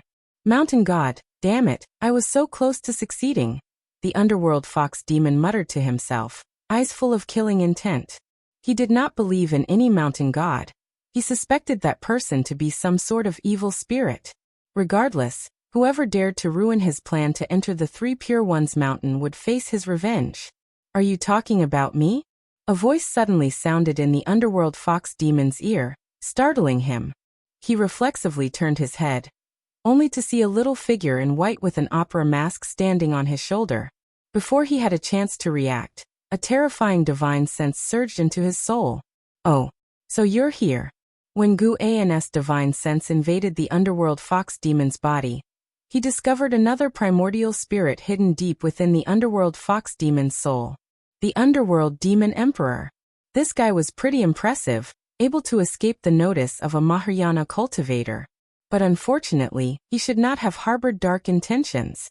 Guan began to perform the soul-capturing skill to extract the underworld demon emperor's memories. The memories of the underworld demon emperor were too vast. Finding it bothersome, Guan only extracted the past 100 years of memories. After a quick soul search, he finally understood the origins of the underworld demon emperor. The underworld demon emperor came from the 9 Nether Road, a demon who had been hunted by the Ephemera sect for years. 200 years ago, he took advantage of the Ephemera sect opening the Nine Nether Road to escape to the Nine Dynasty land. For 200 years he wandered the world, visiting many sections. Among all, he believed the Three Pure Ones mountain to be the most formidable, with its profound Taoist sorcery and a history spanning over 10,000 years, making it the oldest sect in the Nine Dynasty land. He attempted to infiltrate it but was discovered just as he stepped foot into the mountain gate, and nearly perished, which led him to hold a grudge against the Three Pure Ones mountain. The underworld fox demon was a small fox possessed by the underworld demon emperor, its original soul erased. The possession technique he used was unique and hard to detect. He manifested the scene of the Ephemera sect's attack to force Sage Xianmiao to return to the Three Pure Ones mountain, avoiding lingering in the North Sea mountain. Unexpectedly, after learning about this, Sage Xianmiao went to find the mountain god. This made the underworld demon emperor hostile toward the mountain god. After Sage Xianmiao returned to confront him, and after a series of battles, his hostility turned into killing intent. The whole event felt somewhat serendipitous, but since the underworld demon emperor developed killing intent toward Guan could not let him live. An hour later, Guan retracted his divine sense, then used Taicang True Fire to incinerate the underworld fox demon, burning him to ashes and scattering his soul, successfully gaining 93 years of lifespan. He then returned to the Supreme Sect. Back in the Mystic Valley Pavilion, Guan sat at his desk and took out pen and paper. He first wrote 3 large characters. Nine Nether Domain. Through the underworld demon emperor's memories, Guan learned that the Nine Nether Road was an independent world called the Nine Nether Domain. Within the Nine Nether Domain existed demon clans, demon tribes and ghostly spirits, constantly oppressed by the Ephemera sect. He planned to write the Nine Nether Domain into an encyclopedia, and later hand it over to the Supreme Sect in another way, making it easier for the Supreme Sect to explore. Autumn leaves covered the Mystic Valley, with over 20 servant disciples sweeping the fallen leaves. Guan descended the stairs, happening to see several Supreme Sect disciples flying swiftly in the sky. He only glanced at them and then looked away, preparing to head to the Third Medicine Valley. Before reaching the transmission array platform, Guan sensed a presence, so he stopped and turned to look at the working servant disciples. 30 minutes later, Yilan flew into the Medicine Valley, pulling Guan upstairs for a conversation. After closing the door, Yilan said in a deep voice, "The Nine Nether Road is in crisis. The Ephemera sect has arrived, and a great battle is imminent. Not only the Nine Nether Road, but the Ephemera sect's demon cultivators have also appeared in various places. This time, the situation is completely different from before. The law enforcement hall must go out to protect the common people. I have to leave today."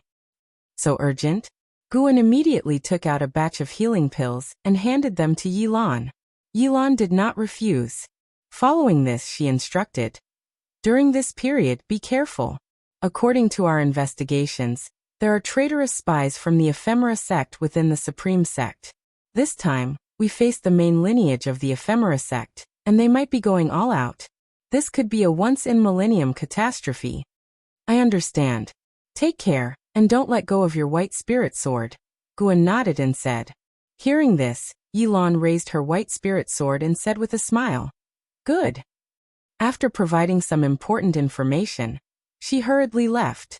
Standing before the pavilion, Guan watched her leave and had already sensed battles erupting in the distance, and in more than one place. This time, the Ephemera sect's offensive was far beyond previous ones, transitioning from defense to invasion. For the time being, Guan had no intention of intervening, letting the Nine Dynasties hold them off to avoid alerting the enemy. His target was to deal with the Mahayana cultivator. Before that, Guan decided to find a place to break through. Mahayana versus Mahayana, confidence was needed. Guan's life had too few combat experiences. While the opponent was certainly a 1,000-year-old monster, he was not adept at life-and-death struggles. He was skilled at crushing enemies. He needed to find a suitable place. It could not be the North Sea mountain anymore. The Mystic Heaven Cave mansion was there, and he could not damage the spiritual ecosystem. After considering, Guan headed to the Third Medicine Valley, and then to the intersect. With the Valley Master token from the Third Medicine Valley, he could freely enter the intersect. An hour later, Guan stepped into the intersect city. After several months, the atmosphere in the intersect city was very tense, with cultivators hurrying to and fro. He heard disciples around discussing the ephemera sect's attack. The news had already been made public in the 4 major intersect cities. From their discussions, Guan learned that not only was the Taicang dynasty attacked by the ephemera sect, but the other 8 dynasties were also under attack. It was said that more than half of the second batch of disciples sent to the Nine Nether Road had died or been injured, and even an elder had perished in the Nine Nether Road. The situation sounded urgent, and even Guan felt affected. He made his way to the book collection hall, and ascended to the 3rd floor, which housed various maps and records of different places. Because of the ephemera sect's attack, there were few disciples in the book collection hall, and on the 3rd floor, it was just Guan and one managing elder. For a long time, while Guan was flipping through books, an old voice asked, "Young friend, what are you looking for?" Guan turned to see the managing elder, Su Lu, walking over. He turned and saluted Su Lu, saying, "I want to see how vast this world is." This Su Lu appeared old and feeble, but actually possessed the cultivation level of the nascent soul realm. The minimum threshold for an intersect elder was the nascent soul realm. Looking for the largest map? There's none here. Follow me, Su Lu said, gesturing for Guan to follow him. Guan was puzzled by Su Lu's actions, but followed him to see what would happen. "Earlier, you bought the Green Hero travelogue here, right?" Su Lu casually asked. Guan replied, "Yes, elder, what advice do you have?" It was because of the Green Hero travelogue that this happened," Su Lu said slowly. "Ever since a book called Supreme Secret Records spread among the people, few have come to buy the Green Hero travelogue. This made my friend very sad. Seeing that you still fancy the Green Hero travelogue, I will give you my treasured map of the continent. It was drawn by a supreme elder who traveled the world." Guan, hearing this, became interested and asked, "Elder, is Green Hero male or female?" "Of course a man. No woman would write that kind of book." "Is Green Hero still in the sect?" "No, only occasionally sending books back through others." Talking about this, they arrived at a door. Su Lu motioned for Guan to wait and entered the door. Before long, Su Lu returned with a large scroll and a book, handing them to Guan. "Take these back and make a copy. Next time you come, return them to me." Guan placed the scroll and book into his storage bag, and then thanked Su Lu. Su Lu reminded, "With your cultivation level, you can at most travel across the 9 dynasties. Don't form your nascent soul, nor go to the demon land. And don't head south into the sea." "I understand," Guan replied. Su Lu waved his hand, indicating that Guan could leave now.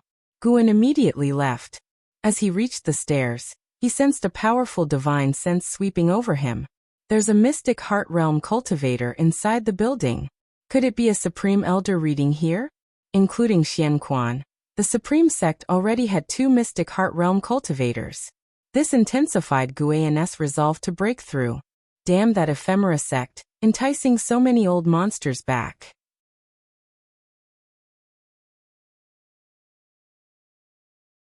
Chapter 135, Breakthrough to the 9 Layers of Nirvana Realm. Guan did not use divine sense to probe the Foundation Establishment Realm cultivators inside the book collection hall. Divine sense could not be used for lifespan detection, and using divine sense would be meaningless. If the other party practiced some kind of miracle skill and could detect higher-level spying, it would cause unnecessary trouble. Returning to the Mystic Valley, Guan went upstairs and took out the map scroll and the book given by Su Lu. The book was called The Chronicles of the World. It detailed the general situation of various places, and the information about all regions on the map could be found in this book. Guan carefully studied it, looking for a suitable place for a breakthrough. From the map, the 9 dynasties only occupied 1/10 of the continent. Outside was the land where demons roamed, various mountain ranges, and rivers with terrifying names, such as Demon Shadow Peak, Demon Bone Mountain Range, Human Head Ghost Forest, and Falling Immortal River. After much deliberation, Guan decided to go to the demon land for his breakthrough. The demon land was full of spiritual energy, and since ancient times, the demon land had no maritime dangers. This map was the best proof, as the Supreme Elder had traveled the entire continent.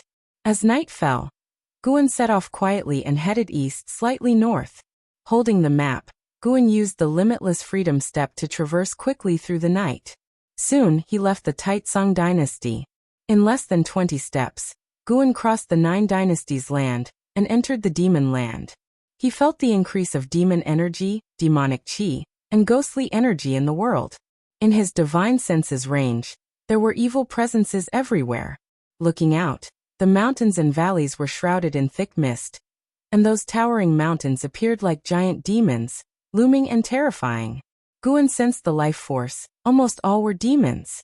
Occasionally, he could catch a glimpse of cultivators who were hiding and had set up formations to conceal themselves. A little over an hour later, Guan arrived at Heavenly Phoenix Mountain, a towering mountain range that stretched over tens of thousands of miles. According to the chronicles of the world, in ancient times, a phoenix once descended upon this mountain and gave birth, hence the name Heavenly Phoenix Mountain. Heavenly Phoenix Mountain was occupied by demons. When the author of the chronicles of the world passed by this place, he was attacked by a great demon comparable to the unification realm. Perhaps the spiritual energy in Heavenly Phoenix Mountain wasn't the most abundant, but it was not a place that couldn't be visited. Guan used his divine sense to cover the entire Heavenly Phoenix Mountain, and sensed 3 unification realm great demons. The number of demons exceeded 1,000,000, and the number of unrefined demon creatures and demons was countless. This mountain alone had so many demon creatures. No wonder it would form a tribulation of demons. Guan landed in a forest halfway up the mountain. He sat beneath a tree and directly activated the lifespan barrier. Following his gaze, the sparse forest with the demon mist billowing looked like waves under the night wind, eerie and terrifying. After watching for a while, Guan withdrew his gaze, and then pulled up the attribute panel. Looking at his 2.38 million year lifespan, Guan felt a pang of heartache. This breakthrough, who knows how many times he would fail? It was estimated that it would cost him several years of effort. But he had no choice. Staying alive was the most important thing. First, let's use 100,000 years to calm the nerves. With a thought, Guan invested his lifespan into his cultivation level. You have invested 100,000 years of lifespan to evolve cultivation. You have cultivated in qi absorption for 4,000 years. You used your great accomplishment in primordial earth immortal skill to forcefully impact the nirvana realm, and began the tribulation crossing. You did not withstand the innate 5 elements divine thunder tribulation, and failed to pass the tribulation. You have cultivated in qi absorption for 8,000 years. You used your great accomplishment in primordial earth immortal skill to forcefully impact the nirvana realm, and began the tribulation crossing. You did not withstand the innate 5 elements divine thunder tribulation, and failed to pass the tribulation. Good grief! 4,000 years for each tribulation crossing? No wonder the nirvana realm was the first major obstacle of the immortal path 9 tribulations. As the notifications came quickly, Guan's expression did not change. 100,000 years of lifespan went to waste. Let's do another 100,000 years. The evolution cultivation began again. Guan raised his eyebrows slightly. All failed. Try another 100,000 years. Guan refused to give up. As he started the third 100,000 years, his expression gradually turned sour. All failed. Guan's face darkened as he invested the fourth 100,000 years. The continuous failure notifications irritated his mind. Fortunately, this time it succeeded. Seeing the success notification, the gloom in his heart was swept away, and a smile appeared on his face. You have cultivated in qi absorption for 74,000 years. You used your great accomplishment in primordial earth immortal skill to forcefully impact the nirvana realm, and began the tribulation crossing. You withstood the innate 5 elements divine thunder tribulation and succeeded, breaking through to the first layer of the nirvana realm.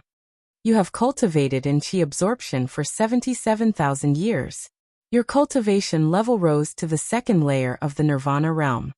You have cultivated in Qi absorption for 80,000 years. Your cultivation level rose to the third layer of the Nirvana realm. You have cultivated in Qi absorption for 83,000 years. Your cultivation level rose to the fourth layer of the Nirvana realm. You have cultivated in Qi absorption for 98,000 years.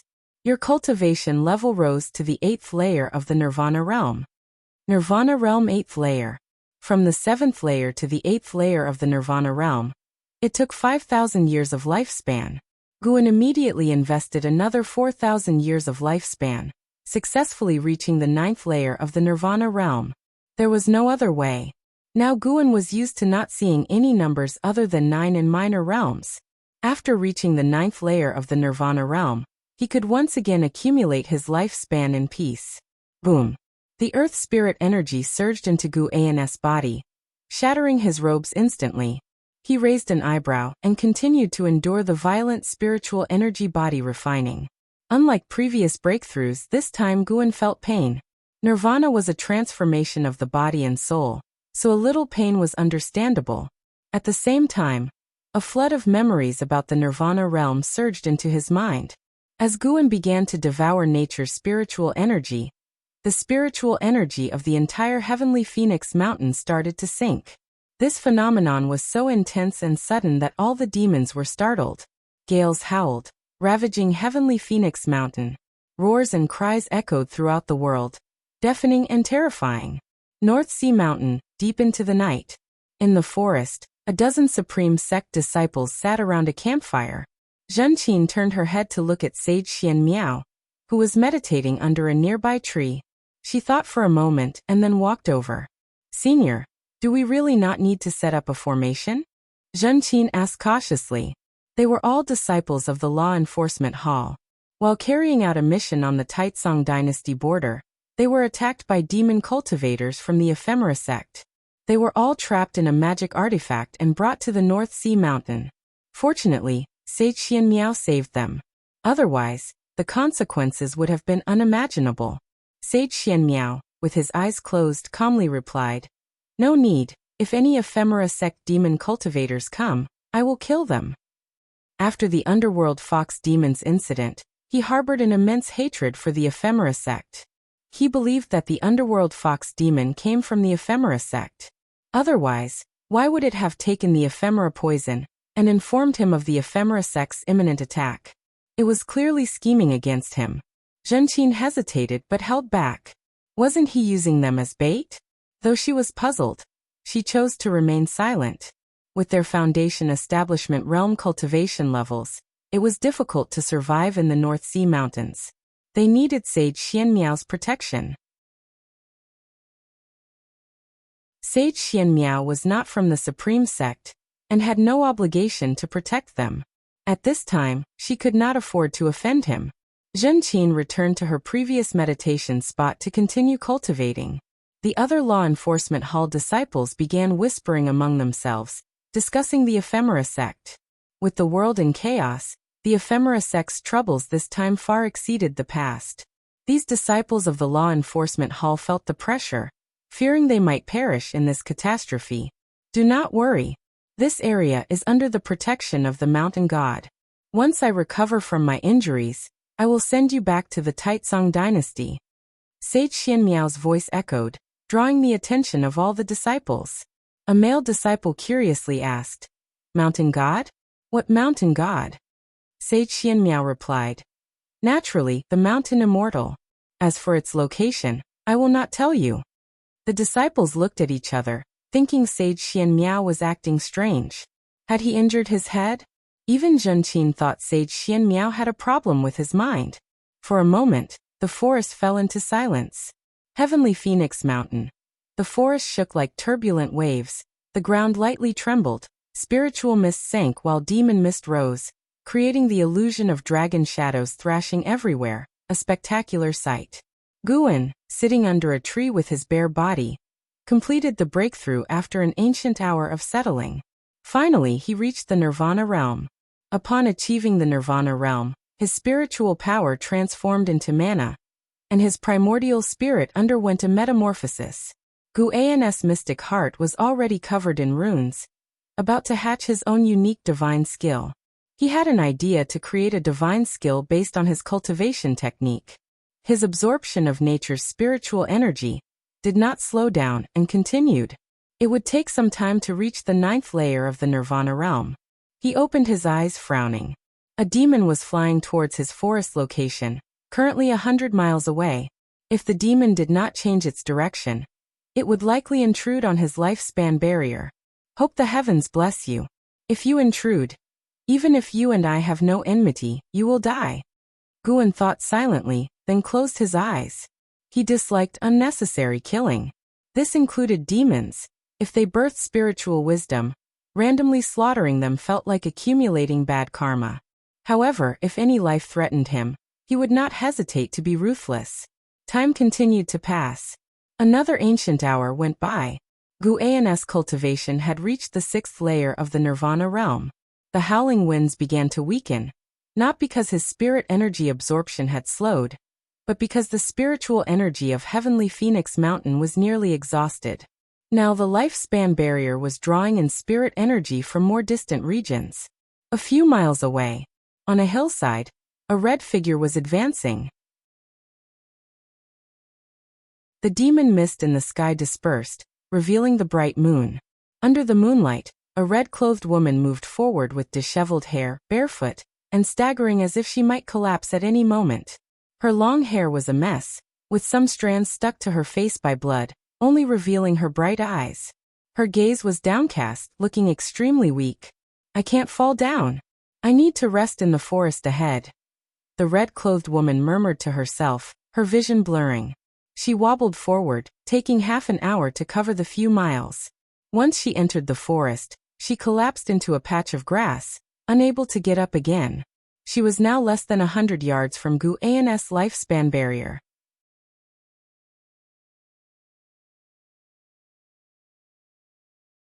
Chapter 136 The First Step on the Immortal Path. I am the true immortal of the mortal world. Guan looked up at the woman in red, able to sense the dense demonic energy emanating from her.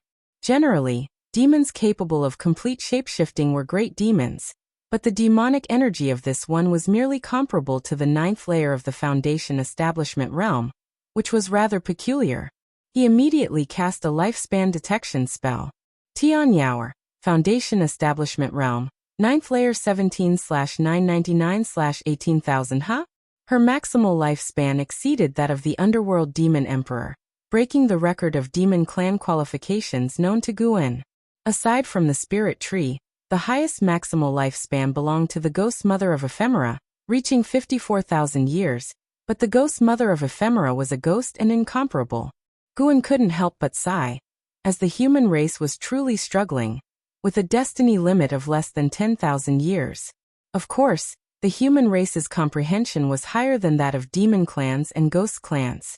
At least, Guan had not seen any demons or ghosts cultivating faster than Li Xiandao. While Guan was lost in thought, he waited for the breakthrough to end. As spiritual power transformed into mana, its intensity underwent a dramatic change to an extent that Guan felt he could easily crush his former self. Perhaps this was the true path of immortality.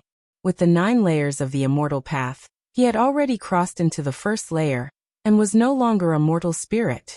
Unfortunately, unlike other cultivators, breaking through did not extend his lifespan, perhaps because of his unusual situation. Having not experienced a real heavenly tribulation, his lifespan could only be seized but not increased through breakthroughs. Nevertheless, this wasn't much of a problem, as his speed in seizing lifespans was already fast enough. Once the lifespan barrier ceased absorbing the spiritual energy of Heavenly Phoenix Mountain, the entire mountain fell into a silent and oppressive state. Guan sensed that the majority of demon creatures were fleeing from Heavenly Phoenix Mountain, as such phenomena signified calamity in their eyes. Time flew by.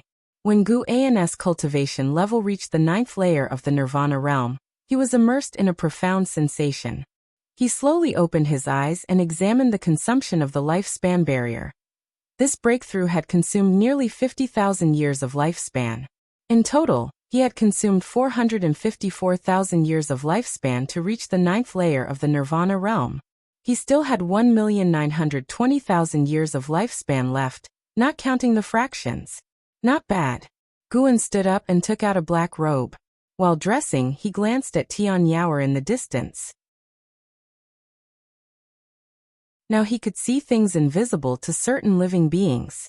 He observed a trace of gray aura on Tian Yaoer and, as his divine sense probed into the gray aura, he saw scenes from Tian Yaoer's past. Was this the legendary karma? Guan began to glimpse into Tian Yaoer's past, so he did not immediately dispel the lifespan barrier. After the breakthrough, the consumption of the lifespan barrier significantly slowed down, and leaving it active a bit longer wouldn't cause much loss. After dressing, Guan dispelled the lifespan barrier and walked towards Tian Yaoer. His insight into karma wasn't very strong, only allowing him to explore the karma of the past decade for Tian Yaoer, unable to deduce the future. Glimpsing the karma of the past decade was already quite impressive. In just a few breaths, the past decade of Tian Yaoer's life unfolded before his eyes. Guan approached Tian Yaoer, bent down to embrace the unconscious Tian Yaoer, and then walked out of the forest. The moonlight bathed them, stretching their shadows far behind. Tian Yaoer had a nightmare, dreaming that she was surrounded by a group of demons who wanted to tear her apart and boil her into soup to offer to the demon mother. She jolted awake, sitting up from the ground, gasping for air. Instinctively glancing around, she found herself in a cave. Her eyes were drawn to the fire, where a figure sat meditating beside it, causing her to shrink back and press against the wall in fear. You. Tian Yaoer stammered, unsure of what to say, still shaken. Looking closely, she saw the person was dressed in black, wearing a mask, exuding an air of mystery. It was Guan. At that moment, Guan was deeply immersed in the overwhelming power of the Nirvana realm. His divine sense covered vast lands, even allowing him to see the entirety of the 9 dynasties' territories from Heavenly Phoenix Mountain. A sensation he found utterly fascinating. Was this the realm of immortal path? Guan felt like a true immortal of the mortal world, omnipotent. Tian Yaoer's gaze shifted to a bottle of elixirs on the ground. After a moment of hesitation, she stepped forward carefully, picked up the bottle, and opened it. The fragrance of the elixirs made her eyes light up, and she immediately poured the elixirs into her mouth. After swallowing the elixirs, she felt her energy recover significantly, an indescribable sensation washing over her. She felt refreshed and invigorated. Noticing that the wounds on her body had already scabbed over, she shrank back again, curling up against the cave wall, covering her mud-caked feet with the hem of her dress.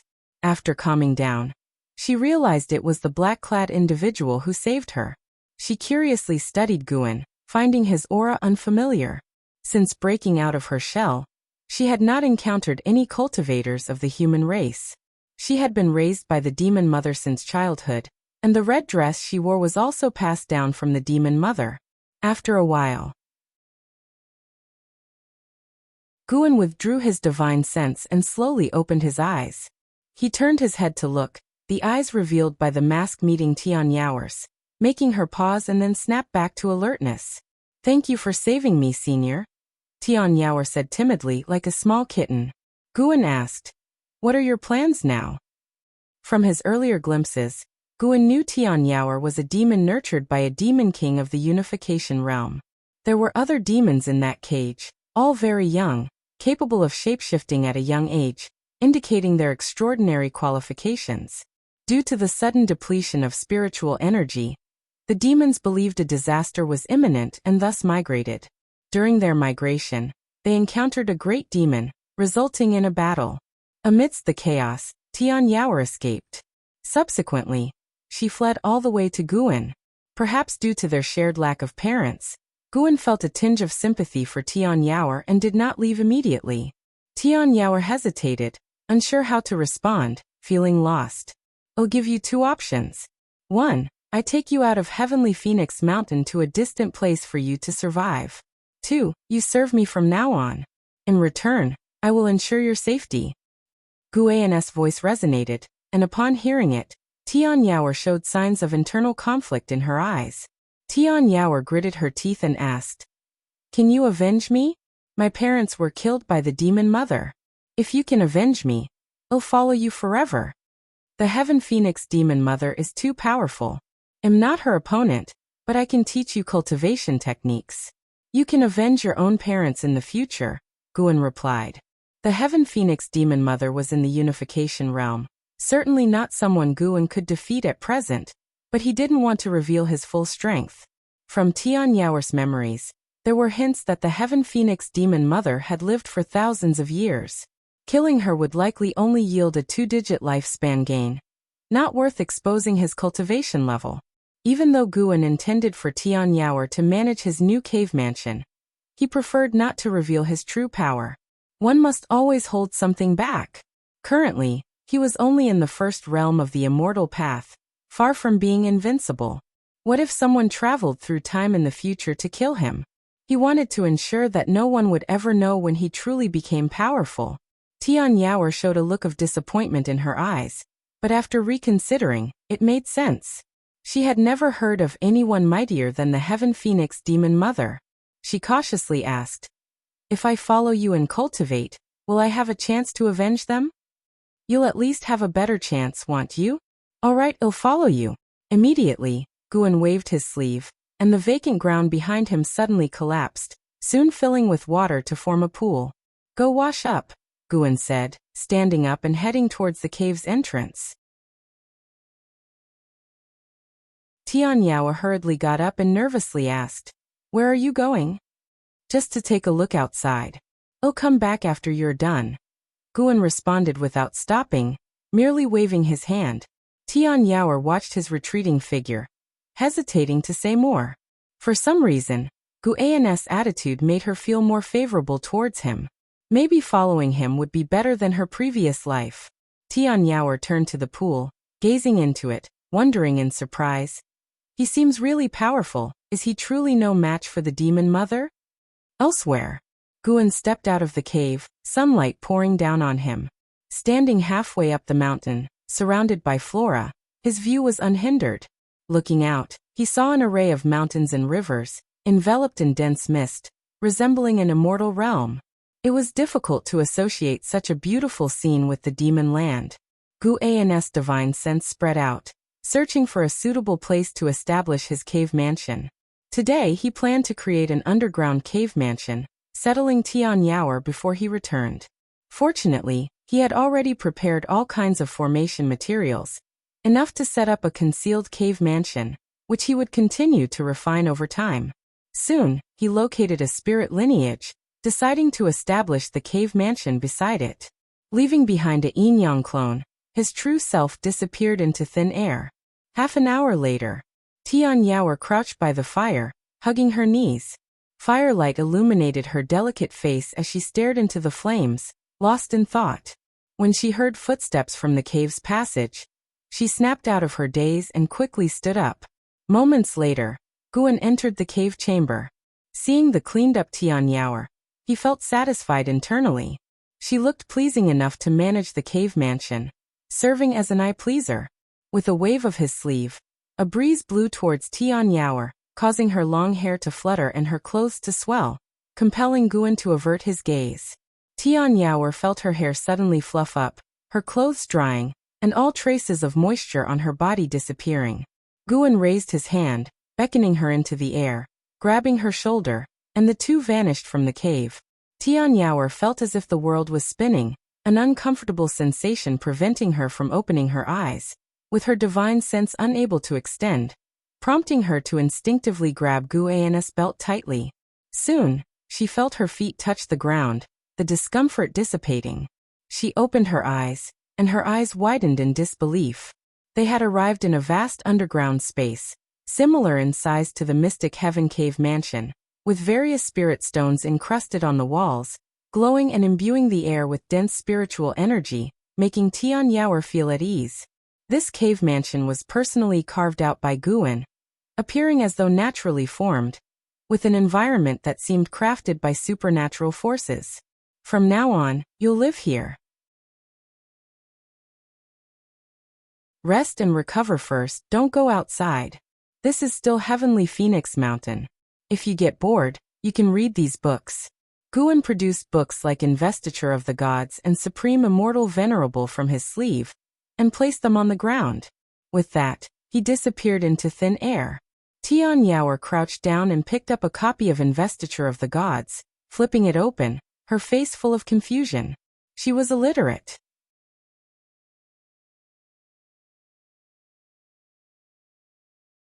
Chapter 137. Is there an immortal in this world? The third Medicine Valley, where the autumn wind swayed gently. Guan walked out of the transmission array platform and headed towards a distant garden area. Although he had just broken through, he hadn't forgotten the ripening times of the flowers and plants in each garden. Before he had taken a few steps, Lu Lingjun quickly approached him and said, "Valley Master, let me accompany you in harvesting." Guan nodded, having no objections. After walking several miles forward, Guan began to bend down to pick, while Lu Lingjun took out a bamboo basket, ready to receive. "Valley Master, with the world in chaos, should I go out and make a name for myself?" Lu Lingjun suddenly asked. So it was about this, no wonder she was suddenly attentive. Guan casually replied, "Then go to the sect leader and see how he arranges it for you. If he wanted to summon me, he would have already sent a message to me.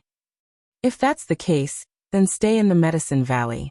Who knows, one day the demon cultivators of the Ephemera sect might infiltrate the valley, and it will still be up to you to protect it." "But, Lingjun, you're a great cultivator, yet your Taoist heart is so restless? Isn't protecting the medicinal herbs also a merit? Is this merit any less than killing enemies?" Guan said seriously, but his hands did not stop moving. Having just spent more than 400,000 years of his lifespan, he needed to replenish it. Lu Lingjun was helpless. She wanted to go out and eliminate demons also for the sect leader's grand plan. However, she couldn't tell Guan that she wanted to become the sect leader yet, as Guan had a closer relationship with LV Batian. Seeing her plan fail, Lu Lingjun couldn't help but change the topic, asking, "Valley Master, do you think there are immortals in this world?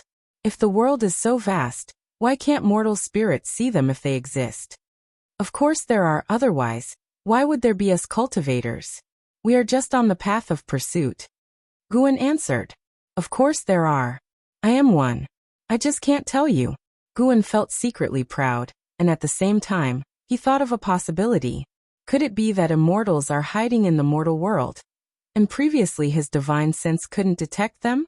Or perhaps, the immortals are on the other side of the ocean, separated from mortals? Even upon becoming immortals, they still have to strive for higher realms. Nirvana is just the first step on the immortal path. One has to cross 8 tribulations to reach the pinnacle of the immortal path. What lies beyond the immortal path? For a while, Guan was lost in infinite reverie. Although his mind was fluttering, it did not affect his picking of herbs. "In the place where I was born, there were no immortals. Cultivators, upon reaching a high realm, could only pursue shattering the void. We believe that immortals are hidden in realms that mortal spirits cannot reach." Lu Lingjun continued, a sad expression appearing on her face. After ascending, she suddenly felt no different from before, still rolling in the red dust. Only this red dust was more vast, and the immortal path remained distant. Guan listened, occasionally echoing a phrase. An hour later, the two of them returned to the pavilion area, and then parted ways. Guan walked towards the mystic pure tree, seeing from afar that Xiaochuan was squatting on the ground, observing the white spirit rat sleeping under the tree. Although Xiaochuan raised quite a few demon beasts, his favorite was the white spirit rat, but the white spirit rat did not like to interact with him. Guan suddenly noticed that Xiaochuan's back seemed to have aged.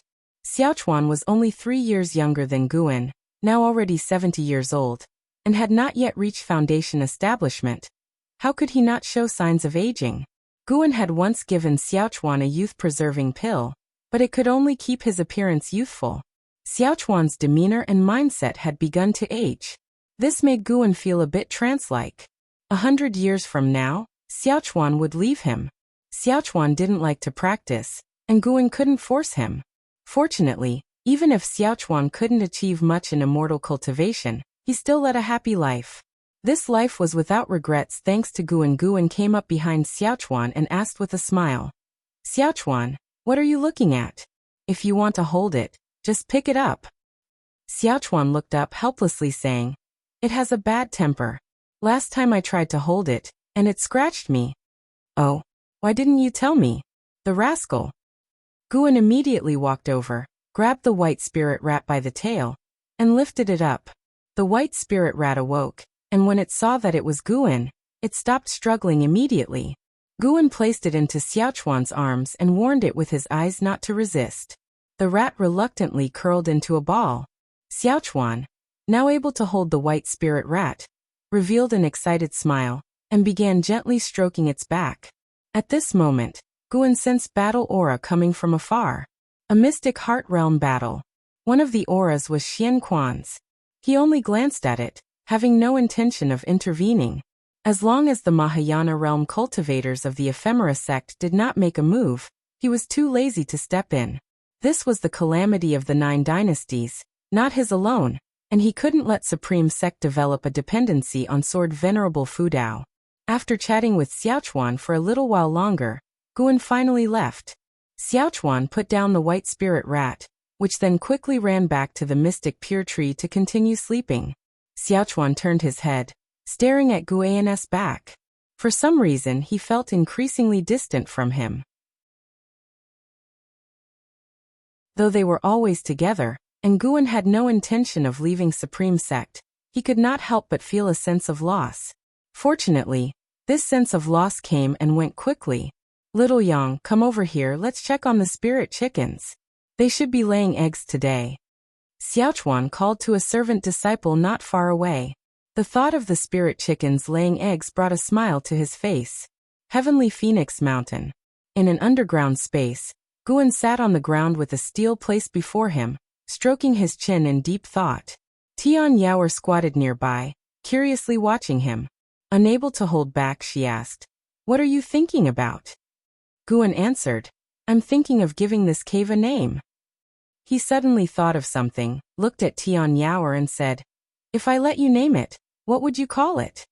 She tilted her head, thought for a while, and said, how about Heavenly Phoenix's little nest? Guan closed his eyes again, not bothering to respond. Tian Yaoer pouted, raised her hands like claws, and made a playful scratching motion towards Guan, sticking her tongue out as if she wanted to scratch him. After another 30 minutes, Guan stood up, startling Tian Yaoer, who quickly followed suit, her eyes wide as she watched him. Guan raised his right hand, extended 2 fingers, and pointed at the steel, moving his fingers through the air. Tian Yaoer looked down and saw a faint strength energy fall on the steel, carving 4 characters. Nianchu Cave. Nianchu, meaning to remember one's initial aspiration. Guan feared he might become arrogant in the future. Today's conversation with Xiaochuan made him feel many emotions about life. Nianchu also represented his hope to remember the first group of people he met when he embarked on the immortal path. After carving, Guan picked up the steel and walked towards a distant place. Tian Yaoer followed closely, never leaving more than 7 steps away from Guan since his return. After setting the steel in place, Guan turned and began casting his magic, then squatted down and placed his hands on the ground. In fact, he didn't need to go through such trouble, but he wanted to show off in front of Tian Yaoer. With his mana flowing into the soil, the barren ground began to sprout weeds, covering the entire area of Nianchu Cave in no more than 3 breaths, leaving Tian Yaoer wide-eyed. This was Guan's mystic heart divine power, which he called All Things Divine Presence. All Things Divine Presence wasn't limited to this ability. He could use mana to conjure flowers, grass, and trees within the range of his divine sense. The conjured plants contained his mana, providing him with vision. The uses were endless, and the summoning speed was incredibly fast, suitable for use as a lethal attack. With a wave of his hand, Guan could easily summon a 10,000-foot wall of trees.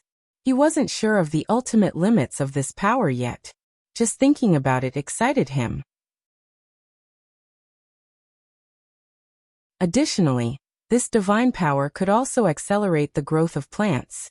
Today, Guan wanted to conduct an experiment to see if speeding up the growth process of medicinal herbs affected their lifespan.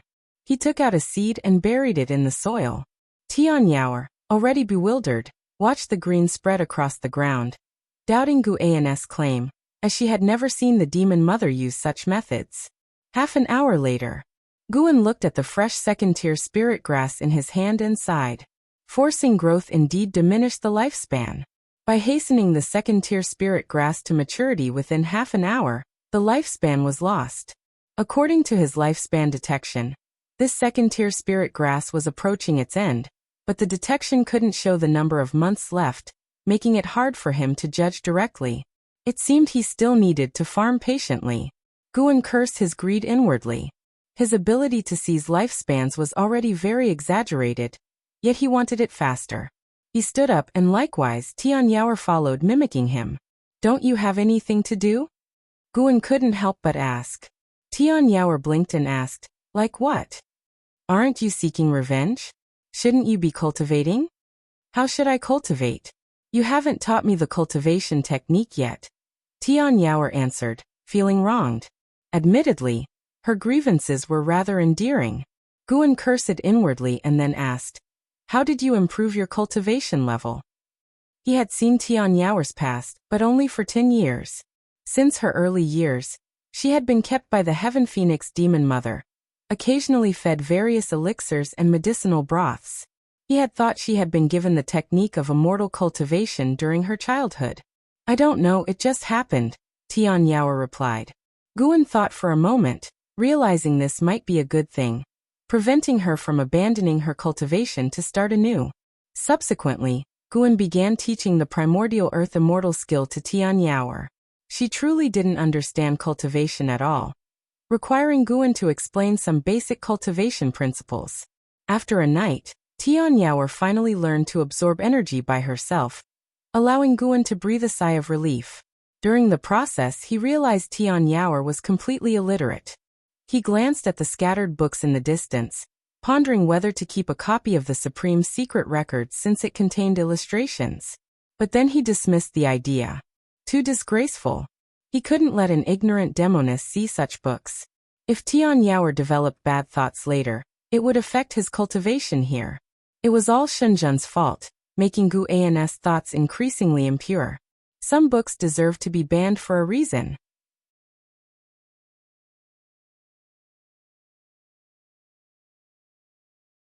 Chapter 138. The Mountain God Descends. Punishment. The autumn wind was desolate. In the mountains and forests, Zhenqin and others followed Sage Xianmiao forward. Sage Xianmiao walked at the front, leaving a trail of blood behind him, which made everyone behind him worry greatly. They knew that comforting him was futile. They could only try their best not to disturb him. Boom! A deafening explosion came from afar. The fierce wind roared, toppling trees. Everyone hurriedly mobilized their spiritual power to resist the gusts. Sage Xianmiao raised his sword to block. His cultivation level in the divinity transformation realm withstood most of the pressure. He couldn't help but spit out a mouthful of blood, which made the disciples of the Supreme Sect's law enforcement hall behind him sweat for him. After a few breaths, the wind stopped, and Sage Xianmiao followed suit, half-kneeling, stabilizing himself by leaning on his sword. The surrounding forest was almost entirely toppled, with leaves and debris flying around messily. Zhenqin and the others rushed forward, concerned about Sage Xianmiao's safety. Ever since Sage Xianmiao had saved them, they had been fighting almost every day, which left his injuries no chance to recover, only worsening them further. Sage Xianmiao lifted his head, his pale face full of unwillingness. He gritted his teeth and said, "The enemy is coming. Everyone meditate." Upon hearing this, everyone hurriedly sat down. After spending several days together, they had developed unconditional trust in Sage Xianmiao. Without him, they would have been dead long ago. Sage Xianmiao took a deep breath and said softly, "Call upon the mountain god in your hearts. Pray for the mountain god to save us." He had no other way. His spiritual power was insufficient to cast the divine-reaching mystic gate. He could only think of the mountain god. Although this place was far from the mountain god's domain, he believed the mountain god would be able to sense it. Everyone was astonished upon hearing him. Some disciples even panicked. Not fleeing now, calling for the mountain god? Indeed, the world is in chaos, battles everywhere. Maybe we can escape amid the chaos. Next, we'll take turns carrying you. We will surely escape alive. We can't just sit and wait to die. Is there really a mountain god in this world? If there was, why would the ephemera sect run rampant? The more the disciples spoke, the more agitated they became. They could also feel a powerful aura approaching. Sage Xianmiao said, "We can't escape, they have already locked onto us. Sit quickly, do as I say, and there's still a chance. If we delay and they capture us, we will neither live nor die." Upon hearing this, the disciples could only grit their teeth and sit down. Zhenqin sat among the crowd, closed her eyes, and began calling out to the mountain god in her heart. She did not want to die here. For a moment, everyone sat on the ground, calling the mountain god's name in their hearts. In the inner sect city, Guan was selecting seeds of high-rank medical herbs in the elixir hall. When he suddenly sensed something, his expression turned strange. Mysteriously, it seemed someone was calling him. This feeling was very mysterious. It had never happened before. He extended his divine sense, encompassing the lands of the 9 dynasties, and soon locked onto Sage Xianmiao. It was Sage Xianmiao who was calling him. Although others around Sage Xianmiao were also meditating, Guan could clearly sense it was only Sage Xianmiao calling him. He couldn't hear Sage Xianmiao's thoughts, but could feel his strong desire to see him. Could it be because of his mountain god identity? Guan was curious. He suspected it was related to the Nirvana realm. He had known Sage Xianmiao for some time and never had this feeling before breaking through. Guan noticed Zhenqin's presence, as a group of ephemera sect cultivators was approaching them. After hesitating for a moment, Guan put down the seeds in his hand and turned to walk towards the door. In the mountains of the North Sea, among the fallen trees, Sage Xianmiao, Zhenqin, and others sat in meditation, their eyes tightly closed, as if they were ready to die. A group of black-robed cultivators flew in from the horizon, led by an elder holding a wooden staff. He had a head full of white hair, a face covered in brown spots, and a large python coiled on his shoulders, making him look malevolent and terrifying. He looked down at Sage Xianmiao and said, "Sage Xianmiao, are you surrendering?" He hadn't attacked immediately. According to the information, Sage Xianmiao possessed a divine skill capable of summoning great cultivators. Many of ephemera sect's great cultivators had died by this skill. Sage Xianmiao ignored him, continuing to chant silently in his heart. The elder with the wooden staff scanned the others, his gaze flickering with hesitation. The disciples of the law enforcement hall were extremely tense, most of them sweating on their foreheads. They didn't dare to open their eyes and could only frantically call the mountain god in their hearts, or pray for a miracle. After a while, the elder with the wooden staff snorted coldly. He raised his staff, and in an instant, demonic chi surged from the bottom of the staff, quickly covering the sky for 10 miles around. The disciples of the Supreme Sect's law enforcement hall sensed something and opened their eyes. In their view, it was as if they had suddenly been plunged into night, with the ephemera sect cultivators in the air looking like deathly ghosts, staring down at them. Everyone was extremely tense, their faces filled with despair and fear, including Zhenqin. Sage Xianmiao also opened his eyes, sighed and looked towards the sky, his gaze becoming calm. Disappointed. A voice entered Sage Xianmiao's ear, making him instinctively turn his head. Immediately he widened his eyes, full of surprise and joy. Mountain God. Others turned their heads when they heard those words. When their eyes fell on Sage Xianmiao's shoulder, they all widened their eyes. On Sage Xianmiao's left shoulder stood a small man in white, wearing an opera mask, whose head was not even as high as Sage Xianmiao's ear. Some disciples thought they were hallucinating, some even rubbed their eyes. The elder with the wooden staff frowned deeply, also seeing the small man in white. The other ephemera sect cultivators started murmuring. It was their first time seeing such a small person. When they used their divine sense to probe, they couldn't see the small man's true form, and felt no aura of evil from him. Guan leaped from Sage Xianmiao's shoulder and landed on a nearby crooked tree. Sage Xianmiao hurriedly bowed to Guan, saying, "Please, Mountain God, save us. The ephemera sect has committed numerous atrocities and even plans to sacrifice the people of the 9 dynasties. This is an abomination. Please save the world's common people. The disciples of the law enforcement hall came to their senses, and all turned to kneel before Gu, and Zhenqin also knelt, feeling a strange sense of kinship towards the small man in white. Mountain god? Posing as a deity. I advise you not to meddle. The elder with the wooden staff glared at Guan, coldly threatening him. Guan ignored the threat of this unification realm great cultivator. He turned to Sage Xianmiao leisurely saying, "The mountain god does not save the common people, only guards a single land. You are not of this land, yet you ask me to save you. It is against the celestial rules." Sage Xianmiao quickly replied, "If you help, we will offer you our worship." Sincerity is effective. Guan turned to the elder with the wooden staff, too lazy for further words. He raised his right hand, palm facing up. As he raised his hand, the earth trembled violently, astounding everyone. Boom, boom, boom. Huge tree roots broke through the ground, rushing toward the sky like a horde of serpents, forcing the elder with the wooden staff to dodge. Other ephemera sect cultivators couldn't evade in time, and were pierced by tree roots, their bodies shattered, blood spraying through the air. The demonic chi in the sky dissipated instantly, sunlight pouring down. Upon seeing the spectacle ahead, Zhenqin and the rest were all stupefied. Even Sage Xianmiao was moved. One by one, giant trees shot up to the sky. Looking to both ends, one couldn't see the end, as if a green mountain suddenly rose, piercing the clouds, shocking everyone's eyes. The elder with the wooden staff quickly dodged. Wielding his wooden staff and casting imposing spells, demonic chi surged, shaking the heavens. But in less than 3 breaths, he was entangled by thick vines. He was shocked to find his spiritual power suppressed within, unable to be released. How could this be? Could it really be the mountain god? The elder with the wooden staff widened his eyes in despair, and soon, his face was covered by vines, and eventually, his figure vanished within the intertwined branches, merging with the trees. From above, the land within a 100-mile radius was dense with giant trees intertwining, forming a mountain of trees that stunned every witness. Sage Xianmiao stared at the tree mountain.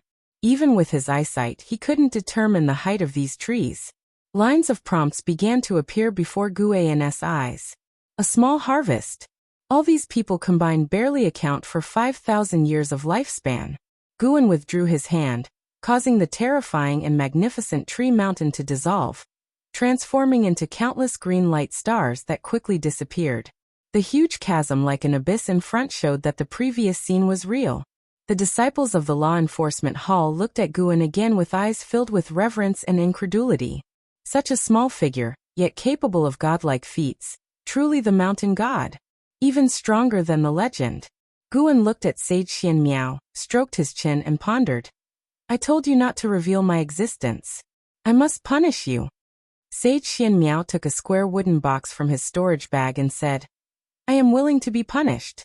This treasure is a token of gratitude for the mountain god's help." Guan raised his hand, moving the wooden box in front of him, then putting it into his storage bag. He had many storage bags and specifically used another to avoid Zhenqin's notice. He leaped, flying to Sage Xianmiao, gently tapped his forehead, and said, "The punishment is a 1-year drop in your cultivation level." In a flash, Sage Xianmiao's face changed as his cultivation level quickly dropped, falling all the way to the foundation establishment realm. It was Guan's divine skill, the path of returning primordial spirit. This skill, awakened by the primordial reincarnation skill, could seal someone's cultivation. Zhenqin and the others sensed Sage Xianmiao's rapid drop in cultivation, and were all shocked. When Guan looked at them, they took out their treasures to offer him, promising not to reveal the mountain god's existence to anyone. Guan waved his sleeve, collecting all their offerings. Then another wave of his sleeve sent a breeze sweeping them towards the horizon, including Sage Xianmiao. Mortals and immortals are separate. If you break your promise, even if you hide to the ends of the earth, I will find you. Guan's voice echoed in the ears of every law enforcement hall disciple.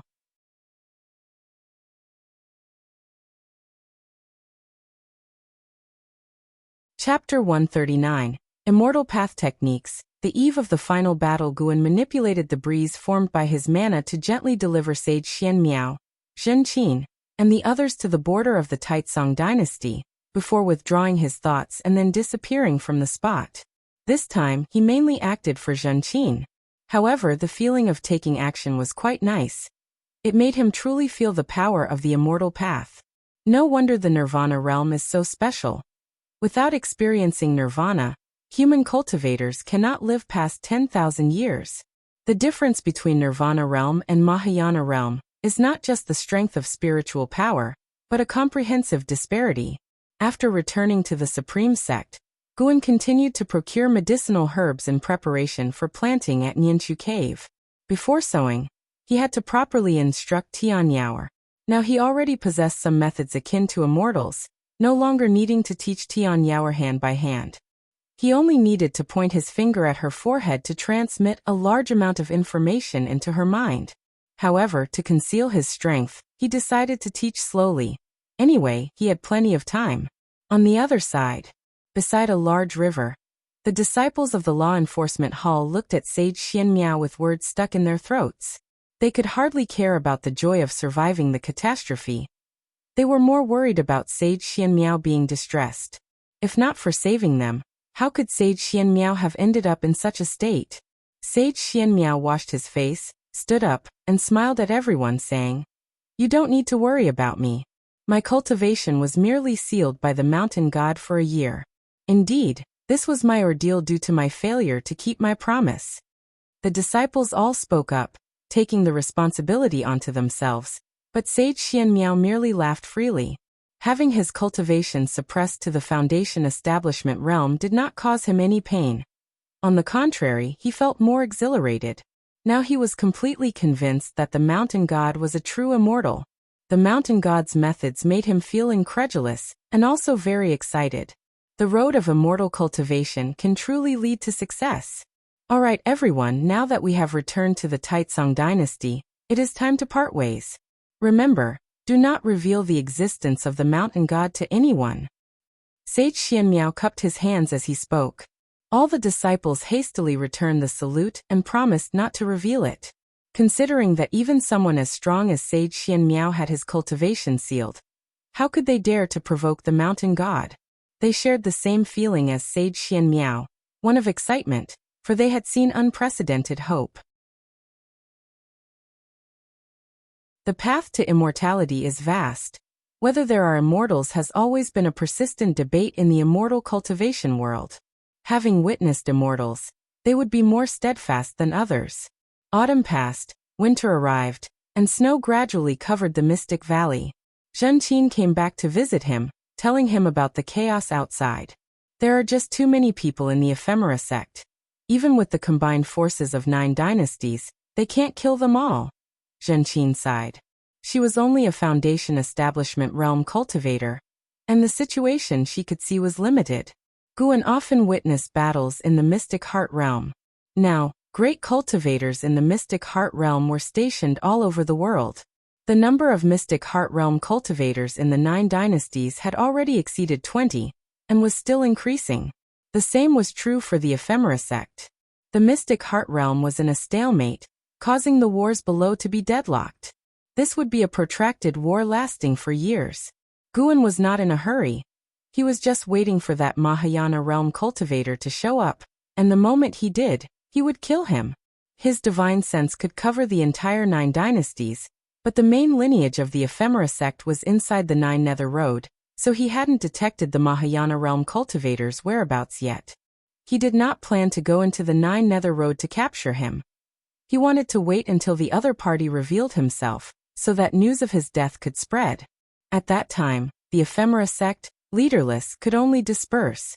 After Zhenqin finished speaking, Guan poured her a cup of tea and asked with a smile, "Why do you seem so excited? Compared to before you left, your spirit state is completely different." Zhenqin laughed and said, "Although there is killing everywhere outside after this experience, I found greater motivation for cultivation. Master, I plan to go into seclusion next. Our batch of disciples has completed our mission, and the law enforcement hall allows us to rest next." Guan took out a few bottles of elixirs from his storage bag, handed them to her and said, "Cultivate well. In the future, Master will rely on you. Zhenqin did not reject them. While accepting the elixirs, she laughed and said, "When I become an immortal, I will concoct an elixir of immortality for Master." Her spirited look made Guan want to laugh. Since the departure of Su Han and Yi Yan, Zhenqin often came to Mystic Valley, still treating it as her home. Guan never felt annoyed. He was always happy to see her. After Zhenqin left Mystic Valley, Guan began wandering inside, admiring his cultivation results. Time continued to pass. Although the immortal cultivation world was in chaos, the Supreme Sect was not attacked, and Guan's days in the sect were still leisurely. After the end of the year came the new year. That year's spring festival was not as lively as in previous years. Guan could only celebrate with the servant disciples. Until late at night, he quietly came to Nianchu Cave. He appeared on the grass, feeling the spiritual energy inside the cave. With a satisfied expression, he noted that the spirit gathering array he set up began to take effect. At that moment, Tian Yaoer came over excitedly and asked, "Master, did you bring meat?" Since Guan grilled meat for her last month, she completely fell in love with barbecue. Each time he came, she would ask if he brought meat. Nianchu Cave had no entrance, so Tian Yaoer couldn't get out. She could only cultivate and wait. "I brought it, but first we need to plant. Based on your performance, I will decide how much meat you get to eat," Guan replied, making Tian Yaoer roll her eyes. Then Guan began planting with Tian Yaoer, teaching her by example. After teaching once, Guan watched Tian Yaoer plant, which took half the night. Guan found that Tian Yaoer had a knack for planting. She might look daft, but she was meticulous and skillful. After the planting, Guan took out a leg of lamb and various special seasonings, making Tian Yaoer's eyes light up as she eagerly fetched firewood. 30 minutes later, Tian Yaoer squatted on the ground, gnawing on a grease-dripping leg of lamb while staring at another leg roasting on the fire. "They're all yours, eat slowly." Guan couldn't help but laugh. Why did he feel like he was raising a cat? Actually, Tian Yaoer was not a cat demon but a bird demon. Judging from her lifespan, Guan suspected she had the phoenix blood lineage. Tian Yaoer chewed the meat and asked in a muffled voice, "Master, why did you come to Heavenly Phoenix Mountain?" Although they had been together for months, she still knew nothing about Guan seeing him in a good mood today. She gathered the courage to ask, "Heavenly Phoenix Mountain is vast and rich in resources. I came specifically for medicinal herbs. What we're planting now is what I gathered in Heavenly Phoenix Mountain." "Master, do you know alchemy?" "Of course. The demon mother's subordinate has a demon skilled in alchemy, who enjoys her favor. Can you teach me alchemy in the future?" "It depends on your performance." "Master, where do you come from?" In the quiet cave, the conversation between the person and the demon echoed, and the firelight projected their shadows on the cave walls, constantly flickering. Tian Yaoer looked at Guan, feeling unprecedentedly relaxed. Though still trapped in the cave, she felt at ease with Guan and no longer fearful. In the days that followed, Tian Yaoer memorized all the cultivation details, making Guan no longer need to come to Nianchu Cave every night. In Guan's absence, Tian Yaoer diligently cultivated, fearing his disappointment and abandonment. Therefore, she never slacked off since she started cultivating. In the blink of an eye, half a year passed. 74-year-old Guan's lifespan had reached over 2 million years, and everything was moving in a favorable direction. On this day, Guan came to the outer gate city to submit the previous year's harvest from Mystic Valley. After leaving the Elixir Hall, he overheard disciples discussing major events in the immortal cultivation world. It was said that the Ephemera sect had set up a huge altar in Wanji Forest of the Taicang Dynasty, preparing to sacrifice living people. Now in all dynasties, people were disappearing, and various sects from the other 8 dynasties were heading towards the Taicang Dynasty. Everyone sensed a major battle approaching. Through divine sense, Guan saw that altar. It was indeed large, occupying 100 miles in radius. At the altar's center stood a great cauldron with a large flag inside, filled with countless vengeful souls. Around the altar, there were as many as 40 great cultivators of the mystic heart realm stationed. It seemed that the ephemera sect was making a last-ditch effort. This also indicated that the Mahayana realm cultivator would soon appear. Guan retracted his divine sense and walked towards Wuju's residence. Though Wuju had become an inner sect disciple, he hadn't sold his villa in the outer gate city, only that he wouldn't usually stay there. He felt Wuju's presence, indicating that Wuju was waiting for him. Upon arriving at the courtyard, Wuju, who was practicing martial arts, looked at Guan entering the courtyard and smiled, saying, "You finally came. I thought I wouldn't see you before I left." Wuju's lifespan hadn't increased, but his cultivation had reached the first layer of the core formation realm. After closing the door, Guan turned to Wuju and asked with a smile, "Why are you waiting for me?" "Master plans to take me to the Taicang dynasty to eradicate the ephemera demon path. Taicang is far from Taicang, and once we leave, who knows how long it'll take to return, so I wanted to bid you farewell." Wuju stopped practicing and replied. He pretended to be calm, but Guan could see his inner tension and fear. To be honest, Wuju hadn't experienced a life-or-death battle yet, and he feared the ephemera sect because his master was slain by them. "A talent like you should have no trouble staying behind, right?" Guan asked. Wuju shook his head and said, "The ephemera sect is powerful. The supreme sect must bring its full strength to eradicate the demons, and I have personal reasons that I must go." His eyes were firm. He wanted to avenge his master. Though he didn't know which demon cultivator of the ephemera sect killed his master, it didn't matter to him. As long as the ephemera sect was annihilated, he considered it revenge. "Then you must be careful. The demon path's methods are countless and unscrupulous. You can't just judge strength by cultivation level," Guan began to advise. Listening to his lengthy speech, Wuju did not find it tedious at all. Instead, he smiled. With such a brother, he had to go. If the ephemera sect's sacrifice succeeded, the demon cultivators would eventually invade the supreme sect, endangering Guan. Subsequently, Wuju began to talk about the scale of the supreme sect's expedition this time. The sect leader dispatched 1/3 of the inner sect disciples to Wanji Forest, illustrating the importance attached to this mission.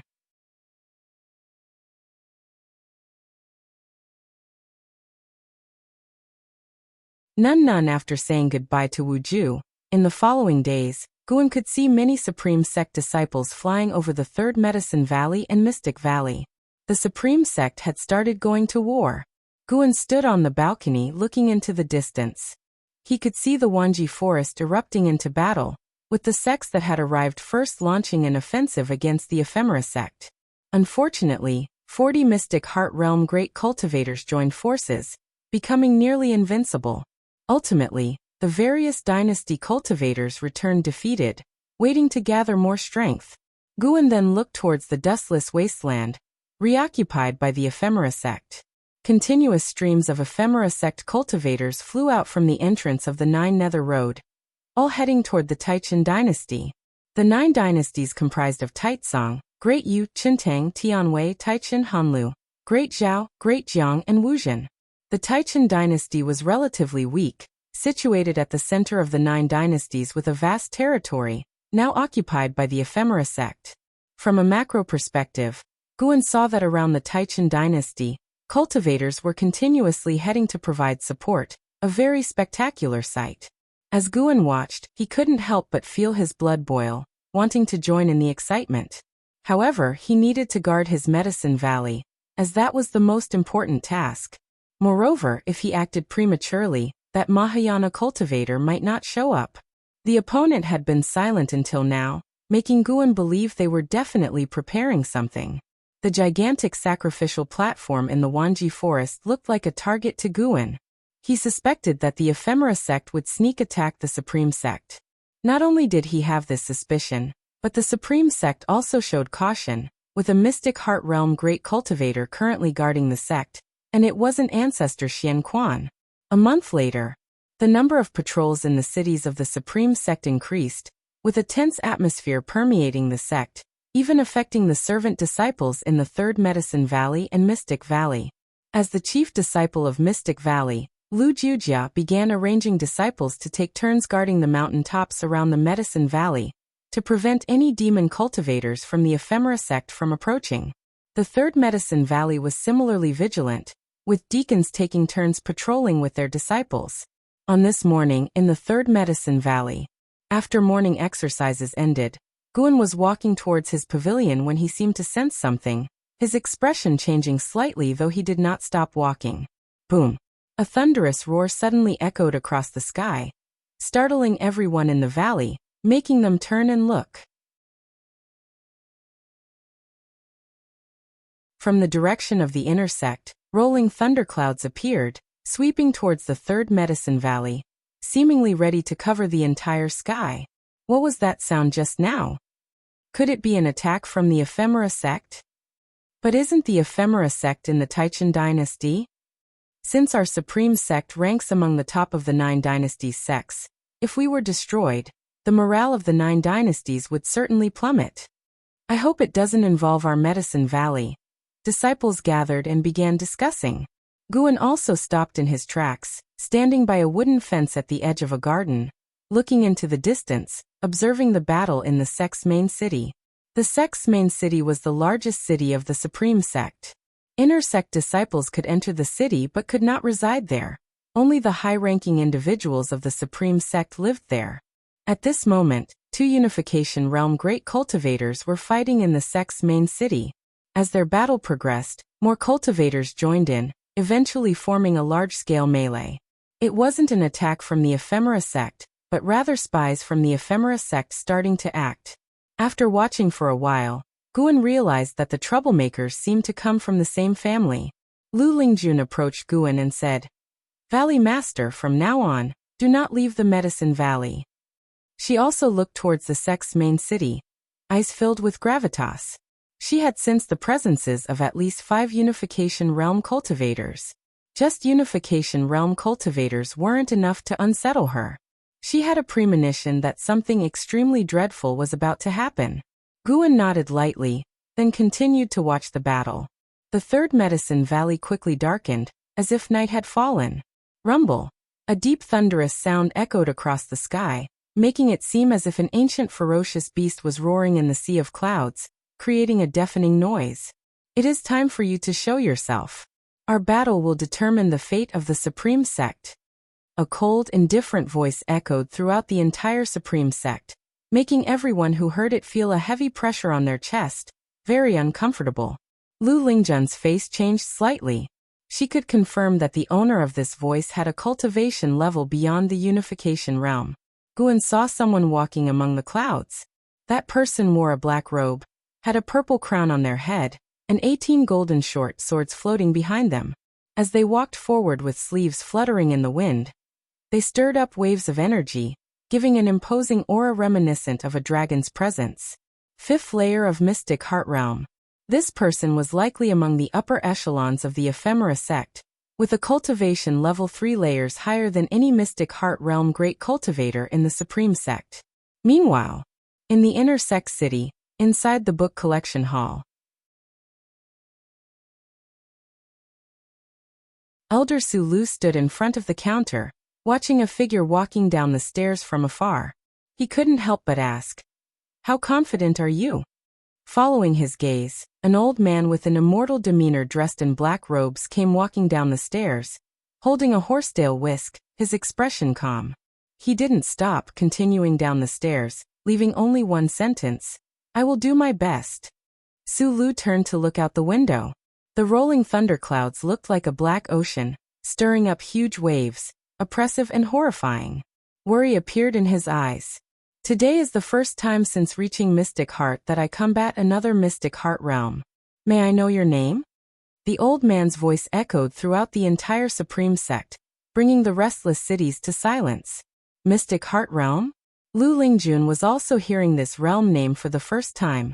Above unification is Mystic Heart? Lu Lingjun's divine sense captured the figure in the clouds, her eyes filled with longing. She must reach this realm. No.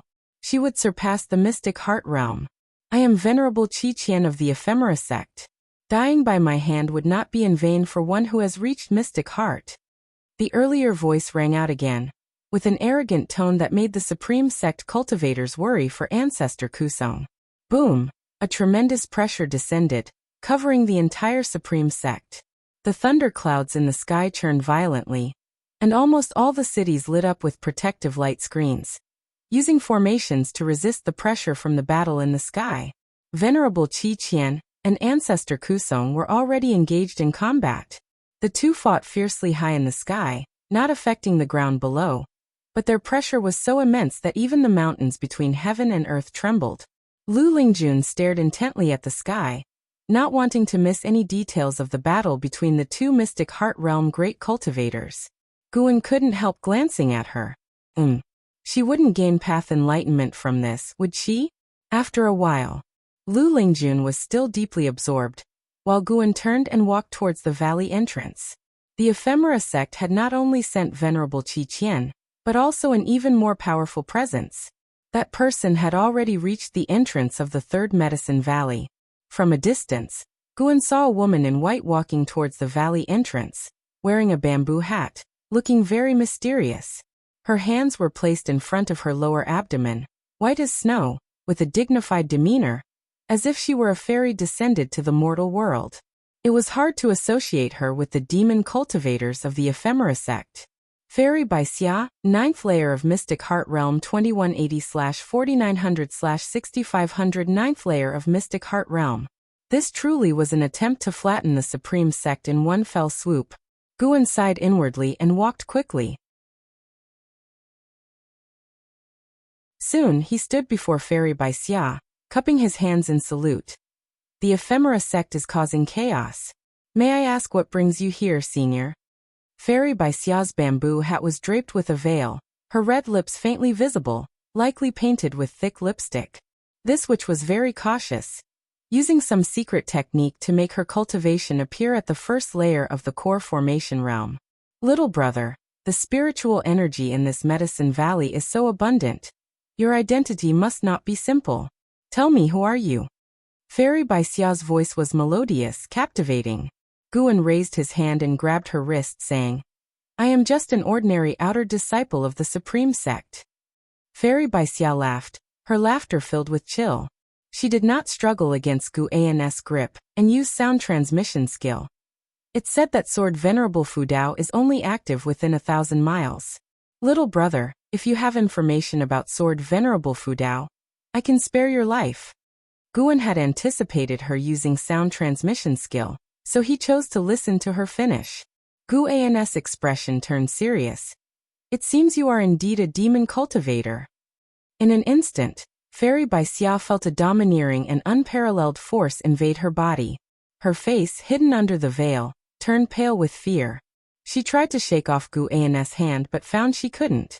Her wide, beautiful eyes were filled with disbelief. More terrifying was that she couldn't speak or let her primordial spirit emerge. She had never experienced such a horrifying feeling. Her cultivation realm rapidly dropped, her primordial spirit being pressed deep into her soul. Her cultivation fell to the first layer of the core formation realm, matching her outward appearance. Impossible. Fairy by Xia was nearly in despair.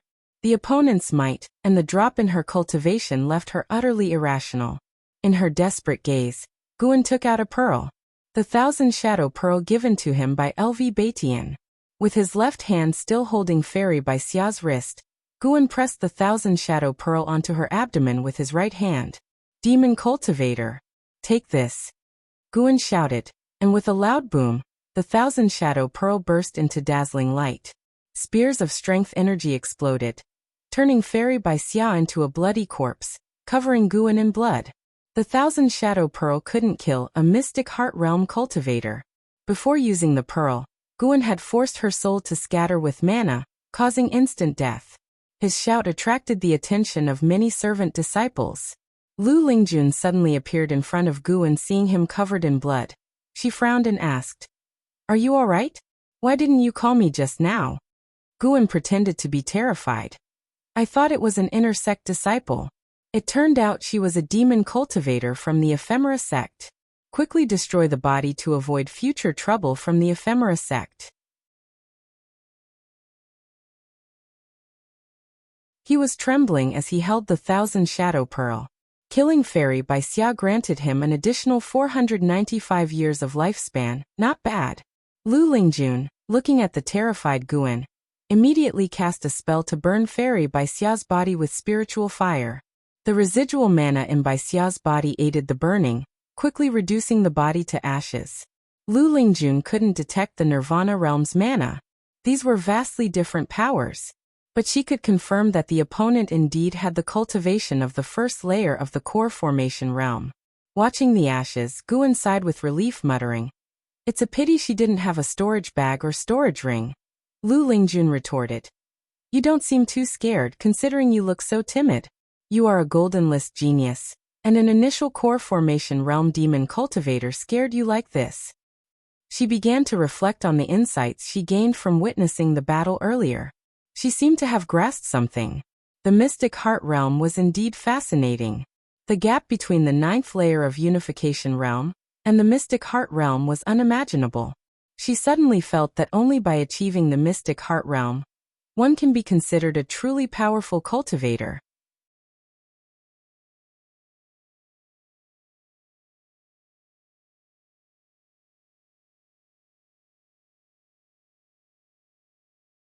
No matter what, with the vice sect hierarch making a move, the supreme sect can only rely on Sword Venerable Fu Dao. We indeed underestimated the sects of this land. Though it appears barren and backward, it can call upon so many mystic heart realm cultivators. Having stood for thousands of years, eventually someone will reach the mystic heart realm. The ephemera sect's top 7 converse casually, speaking as if the fate of the supreme sect was already sealed. At the same time, thousands of miles away, amidst the mountains, the cultivators of the supreme sect were stationed. Disciples were monitoring each mountain peak within 1,000 miles around.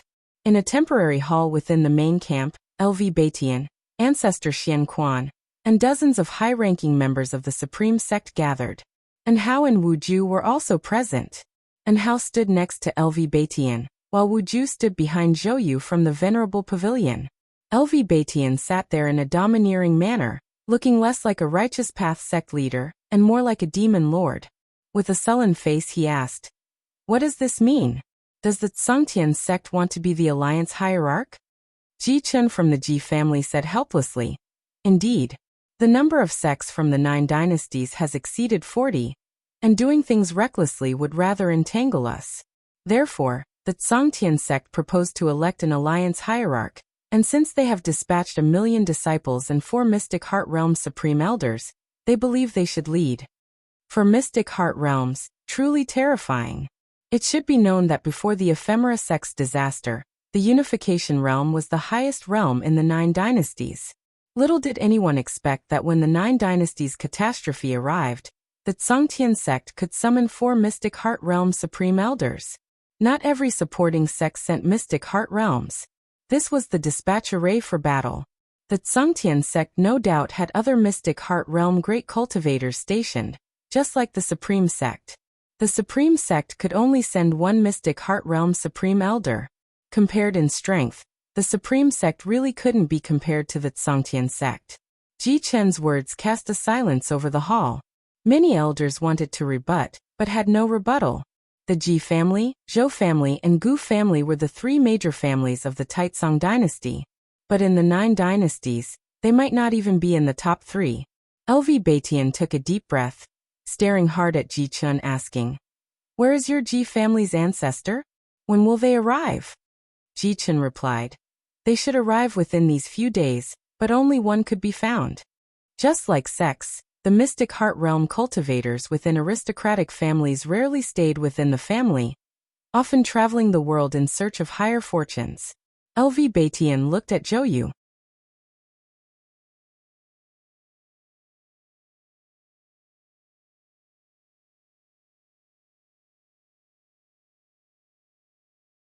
He turned to the next page saying, "Son, when faced with matters, don't rush.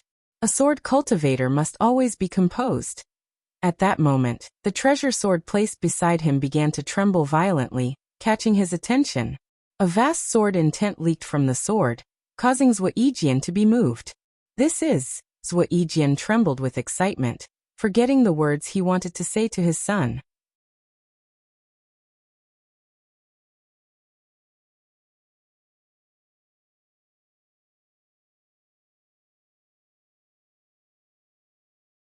However, the only response was the sound of something breaking through the air. As soon as Venerable Qiqian spoke, the treasure sword before Zuijian suddenly aimed at Venerable Qiqian. The terrifying sword intent exploded instantly, sending everyone around flying away. The entire city saw a chilling light shoot out from the city, soaring to the sky, unstoppable. In his backward motion, Zuolin saw the chilling light cleaving through the sea of thunderclouds in the sky, as if splitting the heavens in half, shocking his eyes. Venerable Qiqian was also frightened by the sudden attacking treasure sword. That was fast. Unable to dodge in time, he instinctively raised the long knife in his hand, but he couldn't bring up the knife faster than the speed at which the treasure sword was coming. With a boom, the long knife in his hand shattered. As the sword tip neared him, the horrifying sword chi of the Taicang Divine shocking sword erupted abruptly, crushing his flesh. With one sweep of the sword, Venerable Qiqian's figure vanished. Where the sword passed, the sea of clouds split, leaving a grand and unparalleled sword chi mark in the sky. A renowned great cultivator of the mystic heart realm couldn't even escape with his primordial spirit, not to mention using his mystic heart divine power. The gap was too vast. Venerable Qiqian had no power to resist. Ancestor Kusong, suspended high in the sky, his robes fluttering and white hair blowing, looked at the direction where the sword chi went. This supreme elder was dumbfounded, unable to stay calm. Having fought with Venerable Qiqian, he deeply understood the terror of this demon cultivator, feeling an unfathomable depth. Such a powerful existence was killed by sword Venerable Fudao with one slash? From beginning to end, sword Venerable Fudao never showed up. Whoosh! The sound of something breaking through the air came again, and the treasure sword flew back from the horizon, drawing a perfect arc in the sky, finally falling into the heavenly repair platform. Clang! The sword blade plunged into the platform, sparks flying, the sword body shaking violently, creating afterimages. Laying on the ground, Zuijian looked at his treasure sword, unable to close his mouth. The entire city was silent. Far away in the third medicine valley, Guan's lips curled up, the lifespan stealing prompt appearing before his eyes, proving Venerable Qiqian was indeed dead. Guan turned his head towards the main city of the sect, where the battle was still ongoing, but he had no intention to intervene. He had already acted twice today, one more, thrice makes it noteworthy. The Supreme Sect also needed its tribulation crossing. Soon thunderous cheers erupted in the outer city. Even the servant disciples in the third medicine valley could hear it. Though they couldn't make out what was being shouted, they were all very nervous.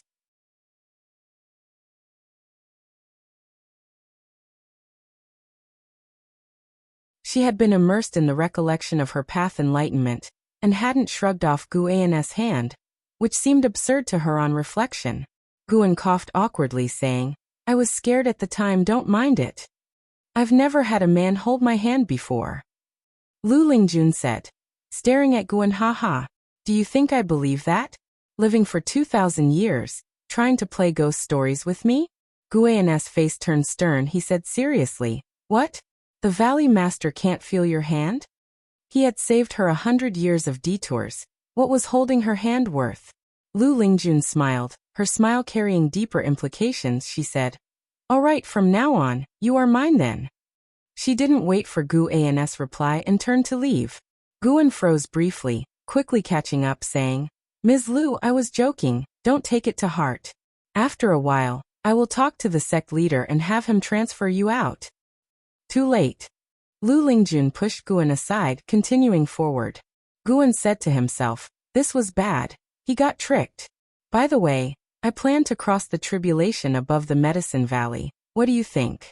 Lu Lingjun's voice trailed as she stopped and faced away from Guan. Guan frowned, asking, "Crossing the tribulation requires a lot of preparation. Why not wait for the sect leader to return? I'll ask him to take you to the tribulation area." "I can't wait. With your strong ties in the Supreme Sect, if anyone comes, you speak for me.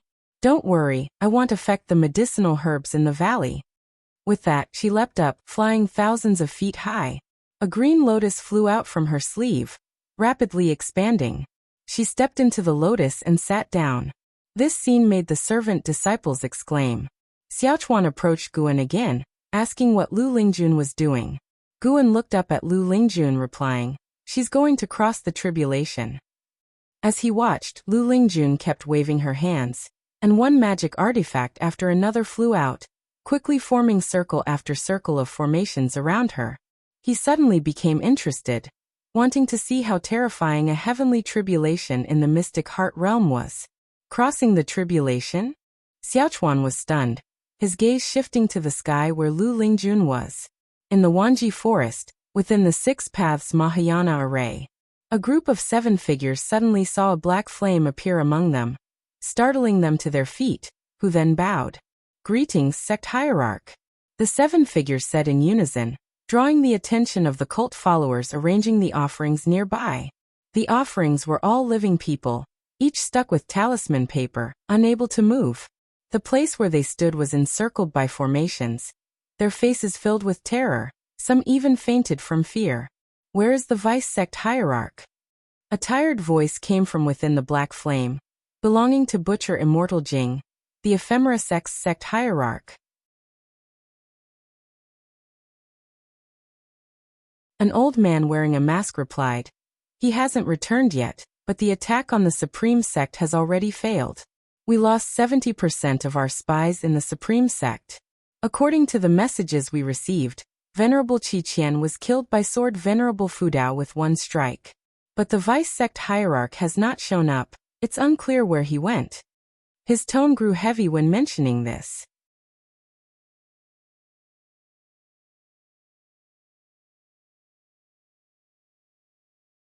Chapter 143. Are you really Panin? The masked elder's voice fell, and the floating black flame halted.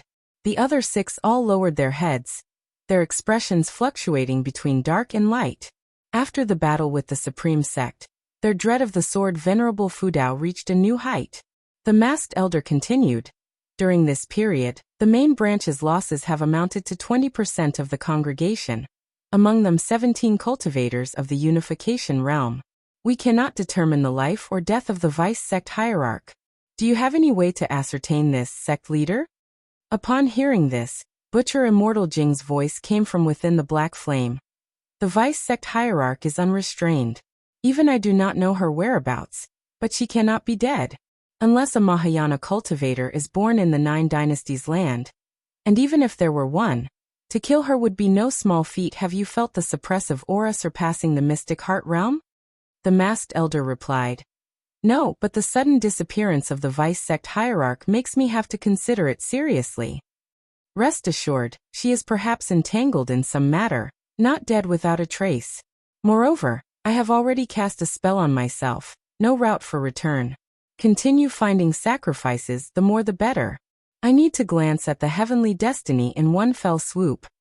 The voice of Butcher Immortal Jing rang out, and 7 figures replied in unison.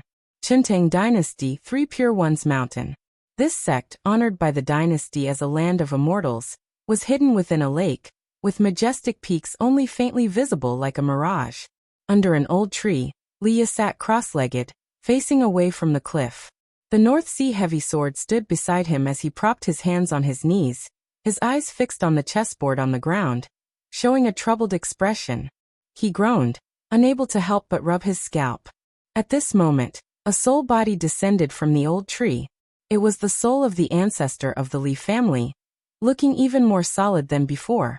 "Ha ha ha, boy, I told you long ago. The assessment of 3 Pure Ones Mountain is extremely difficult and requires innate wisdom. Your comprehension is still insufficient, far from mine. In those days, I solved the chess puzzle in only 3 years, but judging by your look, you might not succeed even in 10 years, the ancestor of the Li family said gleefully. Leah glared and cursed. "What kind of ancestor are you?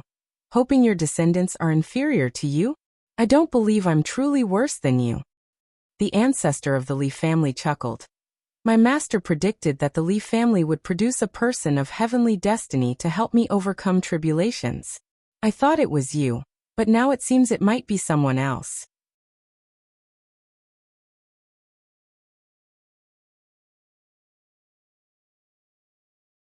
Taoist Tianshu, upon hearing this, gently said, "In life, being able to control your destiny is transcendence. Human actions determine fate, do not force it. Liu remained silent. Supreme Sect, Third Medicine Valley. The world was dim, and disciples gathered in the valley, looking up at the spectacular sight in the sky, Guan among them. They saw bolts of heavenly lightning crashing down, all intertwining at a single point where Lu Lingjun had set up a formation. Golden lightning resembling dragons fell, causing the formation to burst forth with rainbow light, sweeping across the sky with great momentum. At a distance, on the mountain peaks surrounding the Third Medicine Valley, many Supreme Sect cultivators stood, ranging from cultivators to elders, with their cultivation levels at least at the core formation realm, watching Lu Lingjun's lightning tribulation and discussing. The range of the lightning tribulation extended over 100 miles, with red light emanating from the thundercloud region, looking like a heavenly eye. In front of this heavenly eye, the Third Medicine Valley seemed insignificant. Fortunately, the heavenly lightning focused solely on Lu Lingjun. Otherwise the valley would have faced catastrophic destruction. Gu Zong stood beside Guan sighing. The mystic heart realm is indeed ineffable. Just witnessing the tribulation fills me with endless thoughts. Lu Lingjun's tribulation had lasted 3 days, with the divine might being most terrifying yesterday but weakening today. Even so, each bolt of heavenly lightning now could still kill a Unification Realm cultivator. Looking up, one could see Unification Realm great cultivators guarding each direction in the sky. Knowing that Lu Lingjun was an inner sect elder, the Supreme Sect rejoiced, even assisting in setting up the formation. Whenever the formation was about to disintegrate, the Unification Realm elders would step in, using their spiritual power to maintain it. This demonstrated the unity of the Supreme Sect to Guan. Some doubted Lu Lingjun's identity, until Gu Zong said that even if she were a demon cultivator, succeeding in the breakthrough, she would not be a match for the sword Venerable Fu Dao. These words dispelled all worries. Guan also sighed. I never expected that among the servant disciples the sect leader casually assigned me, there could be one with such formidable cultivation. I truly am thrice fortunate. Gu Zong laughed. Perhaps you possess the great fortune of energy movement, capable of writing the investiture of the gods. In the unseen, maybe you are a reincarnated great power, recalling events of your previous life. Guan rolled his eyes at him.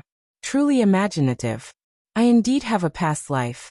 In my past life, I am a descendant of Yan and Huang. Gu Zong's words were just for humor, but he was also very curious about how such a powerful mystic heart realm cultivator could emerge from Guan's Medicine Valley. Immortal cultivators believed in Qi fortune. The greater the mystical cultivation, the more they believed. Gu Zong considered the Shenzhou scriptures that Guan had given to 10 talented disciples earlier, and wondered if he should also cultivate his mind. Guan returned his attention to Lu Lingjun. Her mystic heart was already formed, marking a successful breakthrough, with her cultivation set to soar. He sighed inwardly. Tribulation crossing is truly difficult. Without those formations and elixirs, Guan thought it would be impossible to cross the tribulation with just the power of someone with the 9th layer of the Unification Realm. The spiritual power of the 9th layer of the Unification Realm was indeed vast, but to resist heavenly lightning required immense expenditure. Guan hadn't calculated how many elixirs Lu Lingjun had consumed, but it must have been an extraordinary number. At one point, Guan even wanted to help her because she almost couldn't hold on, unable to even take elixirs in time. Fortunately, the Supreme Sect's Unification Realm cultivators intervened in time. More than 20 Unification Realm elders and Mystic Heart Realm ancestor Kusong worked together to protect Lu Lingjun. Once the most difficult stage of the heavenly tribulation passed, ancestor Kusong left in the morning. Guan didn't know if it was just his imagination, but he felt that ancestor Kusong's back looked very desolate. It seems the tribulation crossing was successful. I should go. After her cultivation stabilizes, be sure to build a good relationship with her, and try to keep her in the Medicine Valley. We'll make further arrangements when the sect leader returns, Gu Zong said before leaving. He flew into the sky, transmitting a few messages to the other Unification Realm elders before leaving. Even though Gu Zong was only in the Void Crossing realm, his status was extremely high. Firstly, He had the backing of the Gu family, and secondly, he held the power of managing the sect, which had delayed his own cultivation. Reaching the unification realm, almost all such cultivators detached themselves from mundane affairs, usually in seclusion for cultivation, avoiding sect management matters.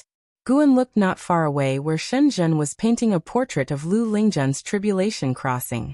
What recklessness! Even daring to offend a great mystic heart realm cultivator.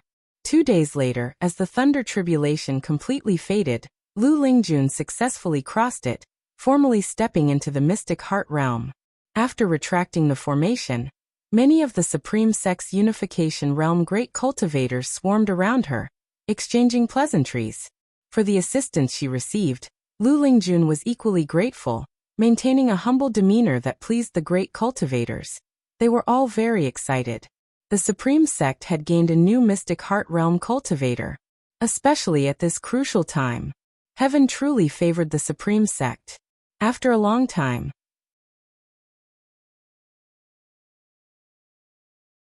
Lu Lingjun finally broke free from their compliments and flew towards the Medicine Valley, coincidentally seeing Guan being pestered by Shenzhen. Upon seeing Lu Lingjun descend, Shenzhen immediately stored her painting paper into her storage bag. Lu Lingjun landed in front of them, looking at Shenzhen. "Were you painting my tribulation crossing earlier?" Guan quickly said. "This is the holy daughter of the Daotian sect, Shenzhen. She meant no offense, she was in awe of your strength." The emphasis was on the Daotian sect. Seeing Shenzhen standing close to Guan, Lu Lingjun frowned and said, "Miss Shen, please maintain a gentleman's distance from Guan in the future." Shenzhen asked in surprise, "Why? Could it be a great cultivator like you has?" Lu Lingjun did not answer, just quietly looked at her. "Haven't you heard of the name Guan?" Shenzhen asked curiously. Guan immediately said, "It's all your fault, writing that lousy book in my name, tarnishing my reputation." Lu Lingjun had already read the Supreme Secret records and suspected him, so he spoke first to clarify. Shenzhen wasn't angry, laughing. "Tarnishing your reputation? Didn't you benefit from it?" Lu Lingjun's gaze towards Guan turned peculiar, sensing she was criticizing his greed. At this moment Shenzhen added, "Senior, Guan is not simple. He is the author of the investiture of the gods, Panin. You should keep him in check, as there are many women who admire him." After speaking, she saluted Lu Lingjun and turned to leave. Guan sensed trouble. Lu Lingjun did not pay attention to Shenzhen, but instead looked intently at Guan, asking, "Are you really Panin?"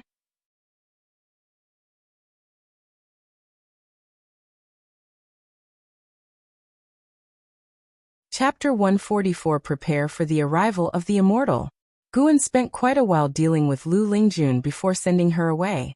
Of course, another reason was that Lu Lingjun also needed time to adapt to the mystic heart realm. He felt uneasy, knowing that Lu Lingjun, who knew his true identity as Panin, might entangle him even more. He remembered that Lu Lingjun loved reading Investiture of the Gods when she had nothing else to do. In the days that followed, Lu Lingjun's name spread throughout the Supreme Sect, invigorating all the disciples. The 3 words mystic heart realm were enough to boost the morale of the entire sect. The news quickly reached the Taicang dynasty. All the cultivators in the Supreme Sect's main stronghold were very excited upon hearing this. During this time, they deeply realized the terror of the mystic heart realm. It was no exaggeration to say that the only factor determining the outcome of the battlefield now was the mystic heart realm. No matter how many unification realm cultivators there were, they couldn't match up to the mystic heart realm. LV Batian was very pleased, explaining that he had personally recruited Lu Lingjun into the Supreme Sect. This also reassured those higher-ups who felt unfamiliar with Lu Lingjun. A mysterious great cultivator of mystic heart realm suddenly appearing, especially at this critical moment, naturally aroused suspicion among the authorities. They began to request LV Batian to summon Lu Lingjun to join the battle. Solely relying on ancestor Xian Quan was too weak an involvement for the Supreme Sect in this war. Within the 9 Dynasties alliance, they hardly had any significant voice. It was an incredible humiliation for the Supreme Sect, which had just held a Golden List competition. LV Batian temporarily suppressed these requests, wanting to leave Lu Lingjun time to consolidate her cultivation level. Later, under the leadership of the Tsangtian sect, the Nine Dynasties sects occasionally launched attacks on Wanji Forest. Great cultivators charged in, middle-level cultivators tried to rescue captured prisoners, and lower-level cultivators handled supply and logistics tasks. No matter how hard the Nine Dynasties sects tried to break through, they could not penetrate the Mahayana array of the ephemera sect. News kept spreading, making more and more people in the world realize that the great calamity of the Nine Dynasties had arrived. A crisis that concerned all of humanity. Autumn arrived. Lu Lingjun had been in seclusion for a month, and during this time, Guan did not disturb her. Guan still traveled back and forth to various medicine valleys. Now Nianchu Cave had also entered a smooth track, and Tian Yaoer did things more and more to his satisfaction. He hadn't gone to Nianchu Cave for 6 days. On this day, Guzong came to visit Guan. He asked Guan to convey to Lu Lingjun that she should head to Wanji Forest to provide support as soon as she came out of seclusion. Guan agreed. The battlefield in Wanji Forest was becoming even more severe. Using his divine sense, Guan saw that Wanji Forest was still in the midst of a great battle. Tens of thousands of cultivators were arrayed in every direction, shaking the heavens and the earth, causing the entire Taicang dynasty's spiritual energy to surge toward Wanji Forest. It was extremely tragic. Guan watched for a while before withdrawing his divine sense. The number of sacrificial offerings continued to increase, most likely prepared for that Mahayana cultivator. The death of Fairy by Xia didn't seem to have affected that Mahayana cultivator's plan. Guan continued his inspection of the third medicine valley. Until evening, Lu Lingjun walked out of her courtyard and came to the pavilion to visit Guan. Guan conveyed Guzong's request. It was up to Lu Lingjun to decide whether to go or not. As a mystic heart realm cultivator, no one could control her. I heard about it earlier. I will depart shortly. Lu Lingjun nodded, her expression cold and aloof, perhaps revealing her true self. She was the strongest cultivator in the lower realm. No longer hiding her cultivation, she didn't disguise her nature anymore either. Guan looked at her, wondering why she hadn't left yet. Lu Lingjun stared at him and said, I can sense many mystic heart realm auras in Wanji Forest, and there's even one that makes my heart palpitate. This journey likely holds great danger. Her eyes were beautiful yet deeply profound from years of experience, fixing on Guan in a way that made him inexplicably guilty. Guan responded, Do what you can. If you can't turn the tide, then protect yourself. Lu Lingjun smiled and said, Naturally, I won't sacrifice myself for the supreme sect. However, I am about to join such a dangerous war. Do you have anything you want to say to me? Guan cleared his throat and said seriously, Ms. Lu, the previous time I held your hand was unintentional. Don't overthink it. As for matters of love, they can't be decided lightly. Two people need mutual affection to commit for life, not just a brief touch. And to be honest with you, I didn't write Investiture of the Gods. I just heard it from a Taoist named Su Zhonglin. Lu Lingjun laughed and said, If it was really someone else, how could you bask in this false reputation for decades? Guan was at a loss for words. He couldn't exactly say the original author wasn't from this world. Actually, it doesn't matter whether you wrote Investiture of the Gods. After being with you for so many years, I know your nature is indeed good. Although greedy, it was always consensual. You always treat people politely, neither humble to those above nor arrogant to those below. Lu Lingjun began to praise Guan, making him feel a bit euphoric. Was I really this good? Lu Lingjun turned her tone and said, You are excellent in every aspect except your cultivation level. If you want to be my Taoist friend, first cultivate to the void-crossing realm. Before that, I will keep an eye on you.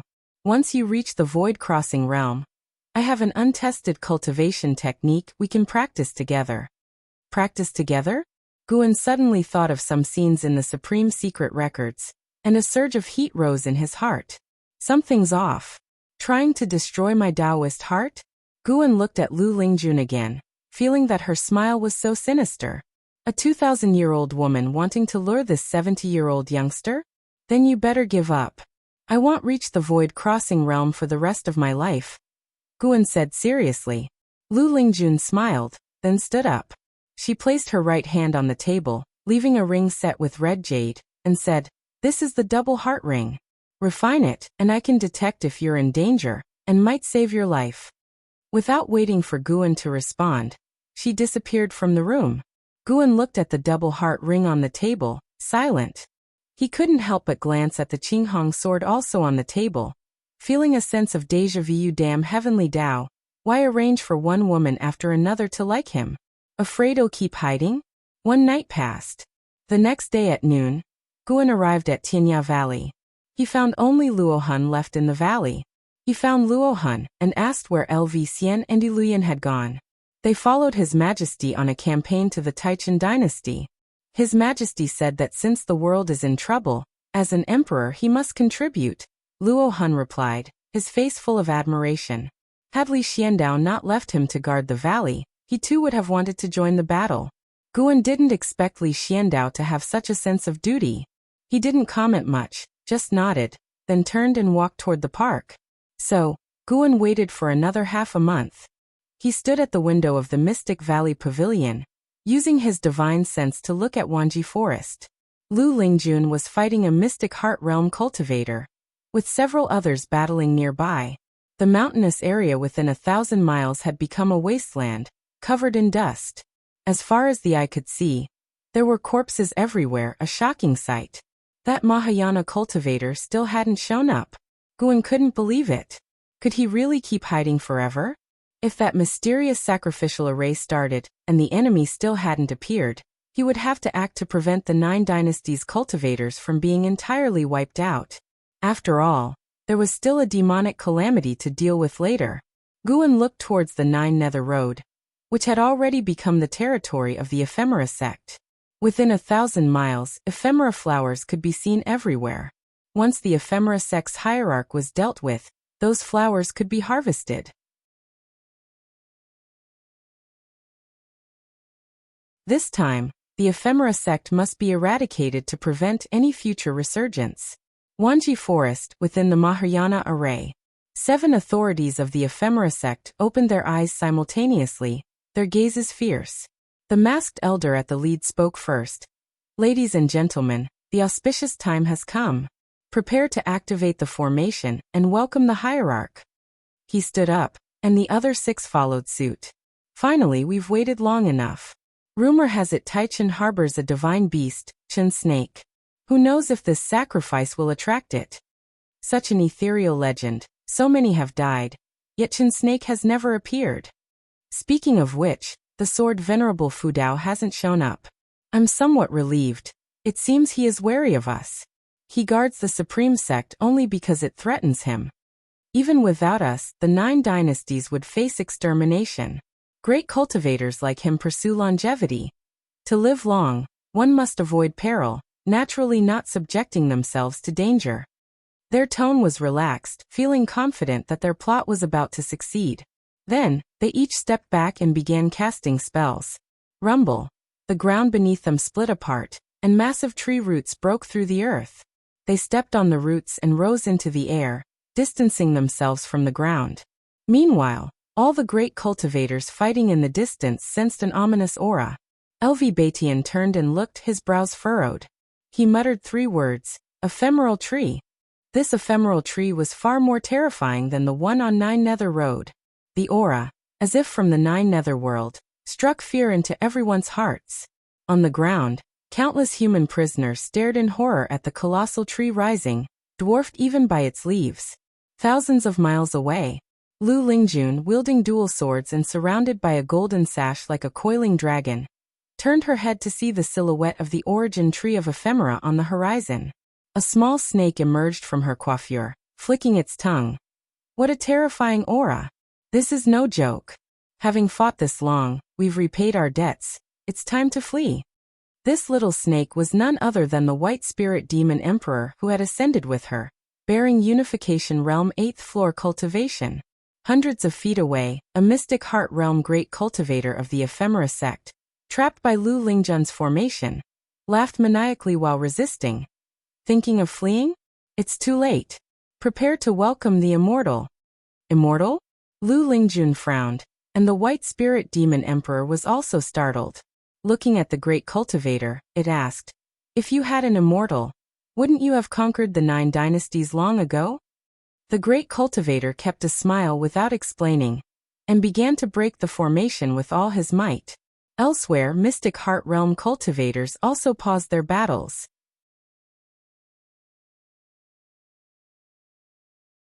The 9 dynasties cultivators looked in horror at the origin tree of ephemera, while the ephemera sect members grew excited, confident of their victory.